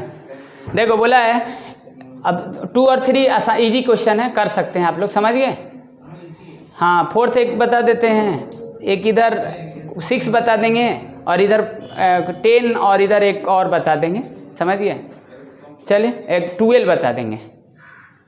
चलिए देखिए यहाँ पर दिया है कि in answering a question of multiple choice test a student either know the answer, guess, let 3/4 the probability he know the answer, 1/4 be the probability that he guess, assuming that the student who guess at the answer will correct with the probability 1/4, what is the probability that the students know the answer given the he answer it correctly। देखो base theorem का question है, कैसे, what is the probability that the student know the answer, और वो correct, अब देखो जानता है आंसर, वो जानता है आंसर, जानता है और करेक्ट, अब देख रहे हो ना, जानता है और करेक्ट है, तो आप देख रहे हो कि क्या है, बताइए, स्ट्रेट फॉरवर्ड क्वेश्चन नहीं है, फ्यूचर के बाद पास्ट में देख रहे हो ना, फ्यूचर दे दिया है, पास्ट पूछ रहा है, समझ गए। चलिए, तो कैसे इसको डायग्राम वगैरह से हेल्प करो। देखो पहले तो देखो एक पर्सन है, अगर वो आंसर जानता है, समझ गए, तो उसकी प्रोबेबिलिटी दी है, ही नोज द आंसर 3/4, समझ गए, 3/4 है। ये क्या है, क्वेश्चन नंबर कौन सा है, 4th, ठीक। वो आंसर जानता है, तब आंसर जानता है तो देखो लिख देते हैं ही नोज द आंसर 3/4 है। अगर वो जानने का है उसकी प्रोबेबिलिटी 3/4, तो देखो अब यहाँ गलत का तो बातें नहीं करेगा, वो तो गलत होगा नहीं, लेकिन हम लेकर चल रहे हैं कि गलत और सही है। अरे भाई देखो वो जान रहा है, अब जब वो जानता है तो वो गलत करेगा ही, लेकिन लेकर चल रहे हैं क्योंकि वो गेस करेगा तो वहाँ गलत भी हो सकता है, सही भी हो सकता है, तो उसके हिसाब से इसको भी रख रहे हैं, समझ गए कि नहीं। नो दूसरा जो अब दूसरे के लिए बता रहा है ना कि गेस कर रहा है, तो गेस करेगा तो वहाँ सही भी हो सकता है, गलत भी हो सकता है, तो यहाँ जब जान रहा है तो गलत का तो होगा नहीं, लेकिन हम लेकर चल रहे हैं 0% है, आप समझ रहे हैं कि नहीं। हाँ, तो यहाँ देखो राइट होगा, राइट करेगा तो 100% होगा और रॉन्ग होगा 0%, कोई दिक्कत नहीं है ना। और ये जानता है तो है, ही नोज द आंसर 3/4, समझ गए। अब यहाँ पर देखो 1/4 है, 1/4 क्या है, he doesn't answer, he doesn't know answer, समझ गए, ये आंसर नहीं जानता है, तो आंसर नहीं जानता है तो उसके लिए गेस करता है, ही गेस द आंसर 1/4, तो गेस द आंसर। अब देखो इसमें राइट भी हो सकता है और रॉन्ग भी हो सकता है, ठीक, राइट भी हो सकता है, रॉन्ग भी हो सकता है। तो देखो वो अगर गेस कर रहा है तो उसके लिए 1/4 दिया है, गेस कर रहा है तो उसके लिए भी क्या है 1/4 है, समझ गए। और अगर वो क्वेश्चन का आंसर दे देता है सही तो उसके लिए भी 1/4 है, तो इसका तो 3/4 हो जाएगा, इसका कॉम्प्लीमेंट ले लिए दोनों का 1 - 1/4। इसकी कोई ज़रूरत नहीं है, हम ऐसे ही आपको समझाने के लिए दे दिए, यहाँ इसकी कोई ज़रूरत नहीं। तो यहाँ पर देखो जान रहा है, अगर वो जान रहा है तो उसके लिए E1 लेट कर लेते हैं, अगर वो नहीं गेस कर रहा है तो उसके लिए हम E2 लेट कर लेते हैं, समझ गए। He knows the answer, let's assume event E1, समझ गए, he guess the answer, let's assume E2, समझ गए।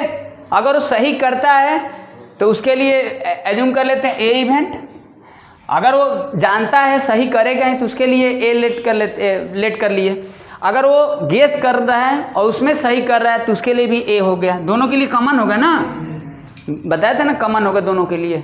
आप देखो इसमें सब समझ गए, इतना समझ गए कि नहीं। अब इसमें क्या पूछ रहा है, पूछा है what is the probability that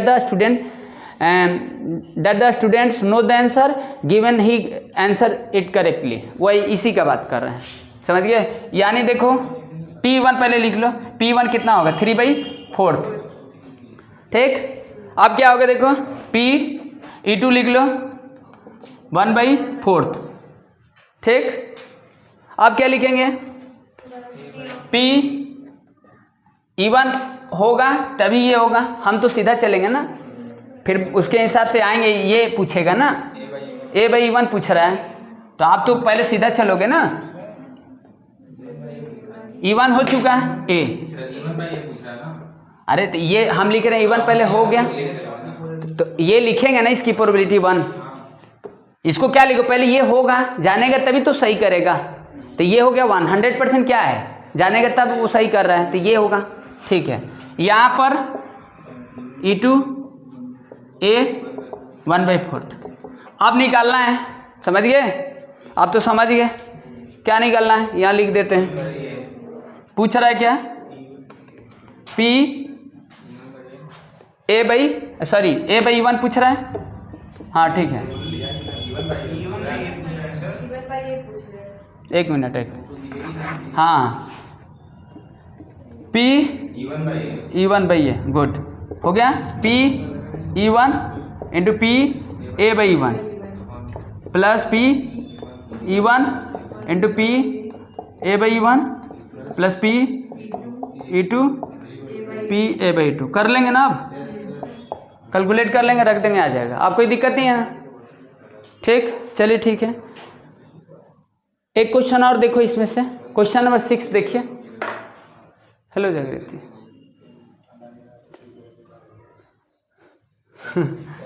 ठीक है, कोई दिक्कत नहीं, बोल रहे हैं कि देख लो आप, नो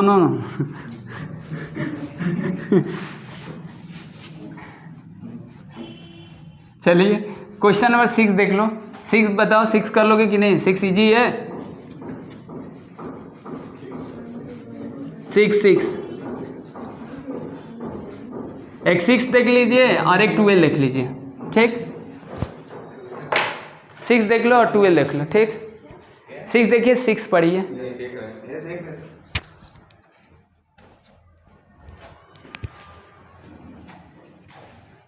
6 देखिए, 6 देख लिए। हाँ, बोला there are 3 coins, one is the two-headed coin having head on both face, another is bias coin that comes off head 75% of the time, third is an unbiased coin, one of the 3 coins is chosen at the random and toss it show heads, what is the probability that it was two-headed coin। समझ गए? तो total probability है ना जी, क्या बोला है, what is the probability that it was two headed coin. ठीक। हाँ, तो देखिए इसमें 3 कॉइन्स आपको है, समझ गए। एक कॉइन ये है, एक कॉइन ये, एक कॉइन ये हो गया, ठीक। 3 कॉइन्स दिया है। एक कॉइन्स कैसा है, एक कॉइन कैसा है, देखिए टू हेडेड है, दोनों तरफ हेड है, ऐसे लिख देते, कोई दिक्कत नहीं है ना। इसमें हेड और टेल दोनों हैं, लेकिन यहाँ पर हेड का चांस टेल से ज़्यादा है, 75% है। यहाँ से चलिए हेड लिख देते हैं, टेल लिख देते हैं, ठीक है। यहाँ देखो हेड टेल लिख दिए, यहाँ भी हेड टेल लिख दिए। आप कहेंगे सर ये क्या कर दिए, देखो लिखे, समझ गए। अब दोनों तरफ एक कॉइन है, एक कॉइन है, दोनों तरफ हेड लिखा है, तो देखो टेल तो है ही नहीं, तो 0% लिख देते हैं।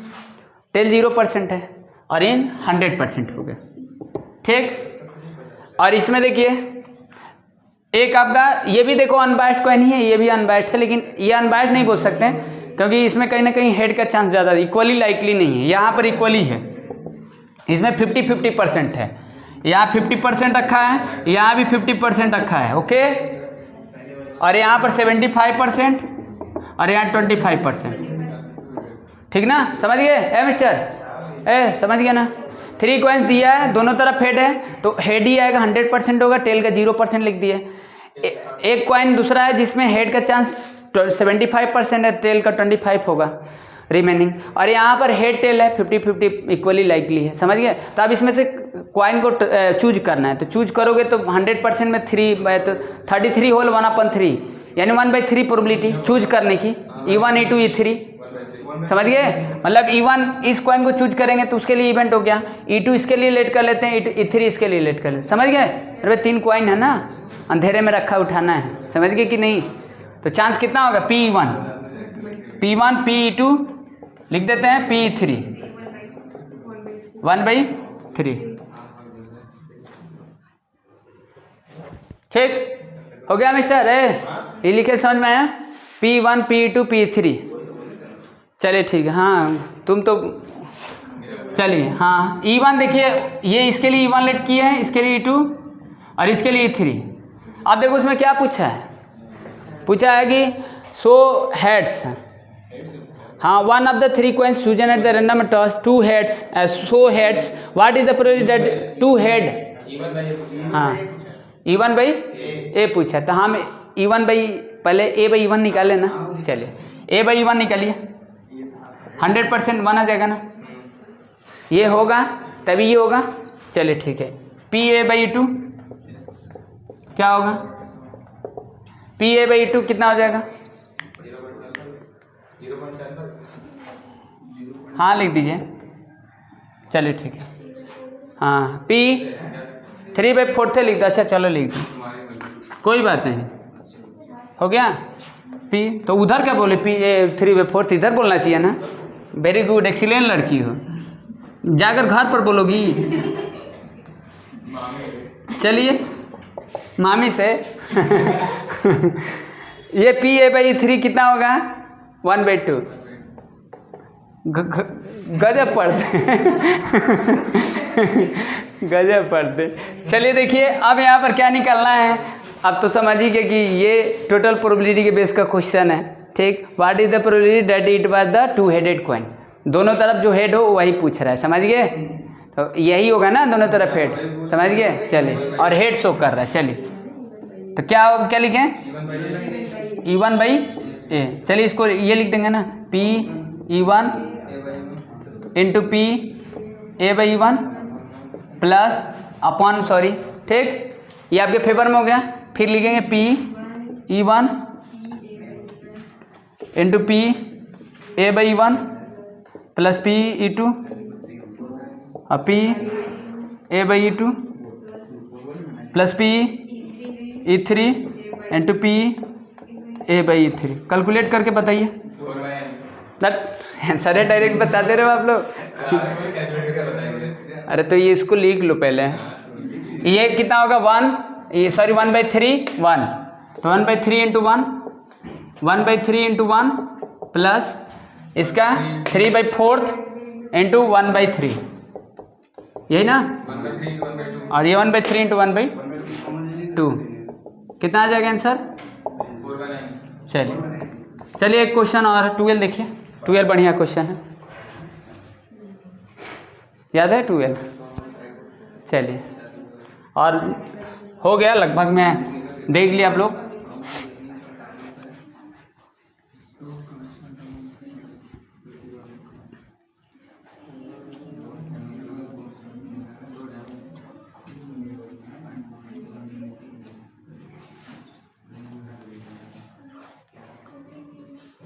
हाँ 12 देख लिए। हेलो मिस्टर, 12 देख लिए, कर दिए?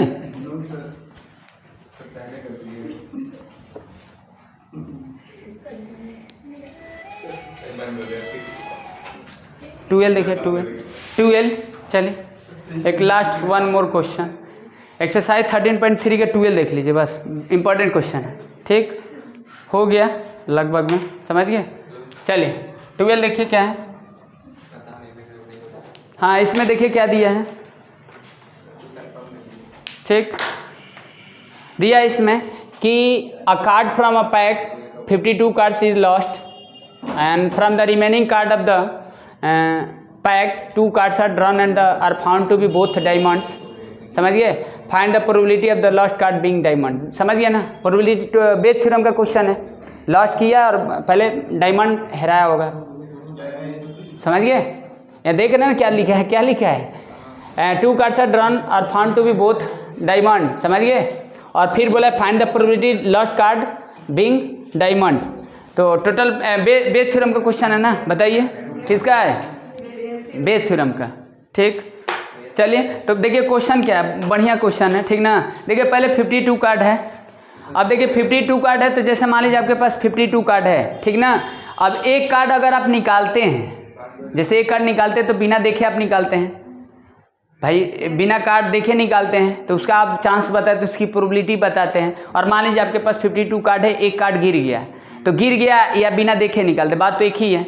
समझ गया ना भाई? एक ऐसे कार्ड गिर जाना तो उसका चांस निकालोगे, या एक ऐसे रैंडमली आप निकालते हो, उसका बात एक ही है। समझ गए? खो जाना और ऐसे निकालना, समझ गए? दोनों बात एक ही है।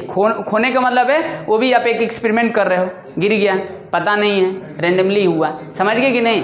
तो यहाँ पर देखो मिस्टर है, यहाँ देखो क्या है ना। अब डायमंड आप जानते हो डायमंड कितना है? डायमंड कितना है? डायमंड 13 होता है। समझ गए? चलिए, तो एक तरफ लेते हैं, देखो एक तरफ क्या लेते हैं, जैसे देखिए यहाँ लिख देते हैं, ऐसे ऐसे लिखते हैं समझाने के लिए आपको। चलो देखो यहाँ पर ऐसा क्यों लिखें, देखो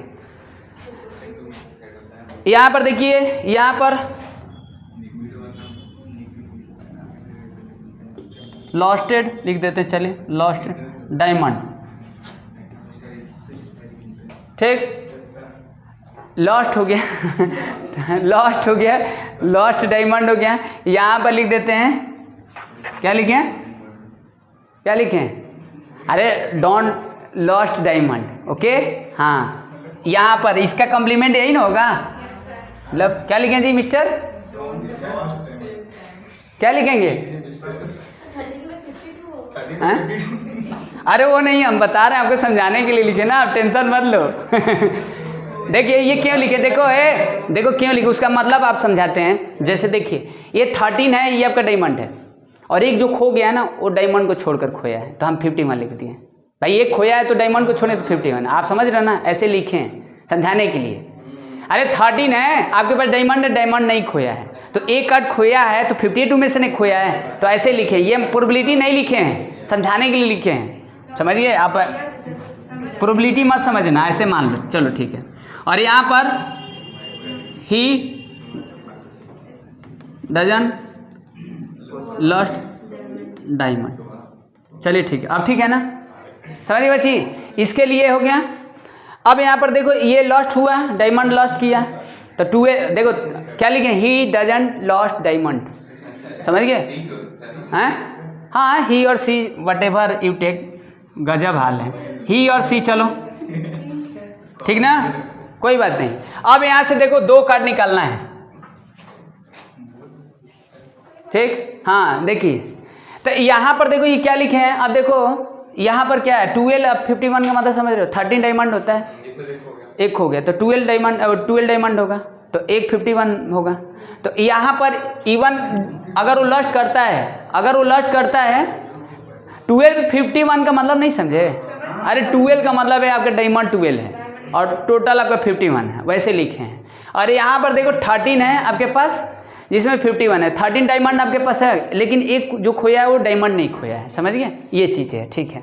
अब यहाँ पर देखो अगर वो लॉस्ट करता है, एक डायमंड निकालते हैं या एक लॉस्ट कर देते हैं डायमंड, ऐसे गिर जाता है एक डायमंड, या एक डायमंड निकालते हैं, एक कार्ड डायमंड का निकालते हैं, या तो एक ऐसे गिर जाता है डायमंड, तो बात एक ही है, एक निकालो चाहे गिर गया, समझ गए, तो उसके चांस कितना होगा बताओ, 13/52, तो मतलब P1 लिख दें, ऐसे इधर लिख देते हैं, चलिए ऊपर लिख देते हैं P1 मतलब समझ रहे ना, अगर वो लॉस्ट करता है डायमंड, उसके लिए हम E1 लेट कर लिए, समझ गए, तो लॉस्ट किया, एक डायमंड निकाले, बात एक ही है, तो कितना डायमंड होता है 13, तो 13/52, 1/4, ये लिखे, समझ में आया, E1 समझिए, E1 किसके लिए लेट किए हैं, E1 किसके लिए, डायमंड अगर लॉस्ट होगा उसके लिए E1 लेट किए, अगर वो डायमंड लॉस्ट नहीं करता तो उसके लिए हम E2 लेट कर लेते, तो उसकी प्रोबेबिलिटी क्या है, ये देखो ये दोनों आपस में कम्प्लीमेंट है, 1 में से भी माइनस कर सकते हो, या डायमंड को छोड़कर 39 होगा भाई, 52 में से 13 माइनस कर दो तो 39, अब भाई 52, या इसका कम्प्लीमेंट 1 - 1/4, 3/4, तो ये हो जाएगा, लॉस्ट अगर नहीं करेगा डायमंड तो उसकी चांस है, समझ गए। अब 2 आपको कार्ड निकालना है, 2 कार्ड निकालना, इसमें बोला है ना, देखो 2 कार्ड निकालना है, तो सिमुल्टेनियसली है, देखो कॉम्बिनेशन वाला यूज कर दे रहा है, या आप डिपेंडेंट भी समझ सकते हो, कोई दिक्कत नहीं है, तो कॉम्बिनेशन का यूज कर देते हैं। तो इधर 2 कार्ड निकाल रहे थे, किसका 2 कार्ड निकाल रहे हैं, 2AC2 अपन में 51C2 लिखे, समझ में आया। अभी ये क्या है बताओ, ये क्या है, अब देखो अगर वो डायमंड निकालता है तो यहाँ से भी डायमंड आ सकता है, जो कार्ड लॉस्ट हुआ है वहाँ से भी डायमंड आ सकता है, और डायमंड लॉस्ट नहीं किया तो वहाँ से भी डायमंड आ सकता है, तो इसके लिए कोई कॉमन पॉइंट ले लेते हैं, ए लेट कर लेते हैं, A/E1 लिखे हैं, A/E1 का मतलब ये लिखे, समझ में आया, A/E1 का मतलब क्या है, ए क्या है, ए क्या है, अगर वो उस रास्ते से जहाँ पर वो लॉस्ट कर दिया फिर 2 कार्ड निकाला डायमंड, उसके लिए है, अगर वो लॉस्ट नहीं किया, उसके पास भी लॉस अगर एक डायमंड नहीं हुआ पहले बार में और फिर 2 कार्ड निकाला, समझ गए, तो इसके लिए हो गया, यहाँ से भी डायमंड होगा, यहाँ से भी डायमंड होगा, 2 कार्ड निकाला है ना डायमंड का, तो यहाँ से भी 2 कार्ड, यहाँ से भी, तो यहाँ से आप लिख दे देंगे, क्या लिखेंगे, 13C2 अपन में 52C2, सॉरी 51C2 हो गया। अब ये कितना आ जाएगा, PA/E2, ये लिखें, समझ में आया, ए दोनों के लिए कॉमन है, एक कार्ड तो गिर गया ना, एक कार्ड गिर गया तो 2 कार्ड निकालना है ना डायमंड के लिए, तो उसके लिए लेट किए। आप चलिए आप लगा दीजिए सीधे, अब क्या पूछ रहा है, ऐसे पूछ रहा है, समझ गए, चलो तो क्या लिख दें, क्या लिख दें, P, ये हो गया है ना, ये हो गया है, ठीक, PA ऑलरेडी हैपन E1, यही नहीं पूछा है, हाँ बोलो बोलो जी, सही है ना, चलो गुड।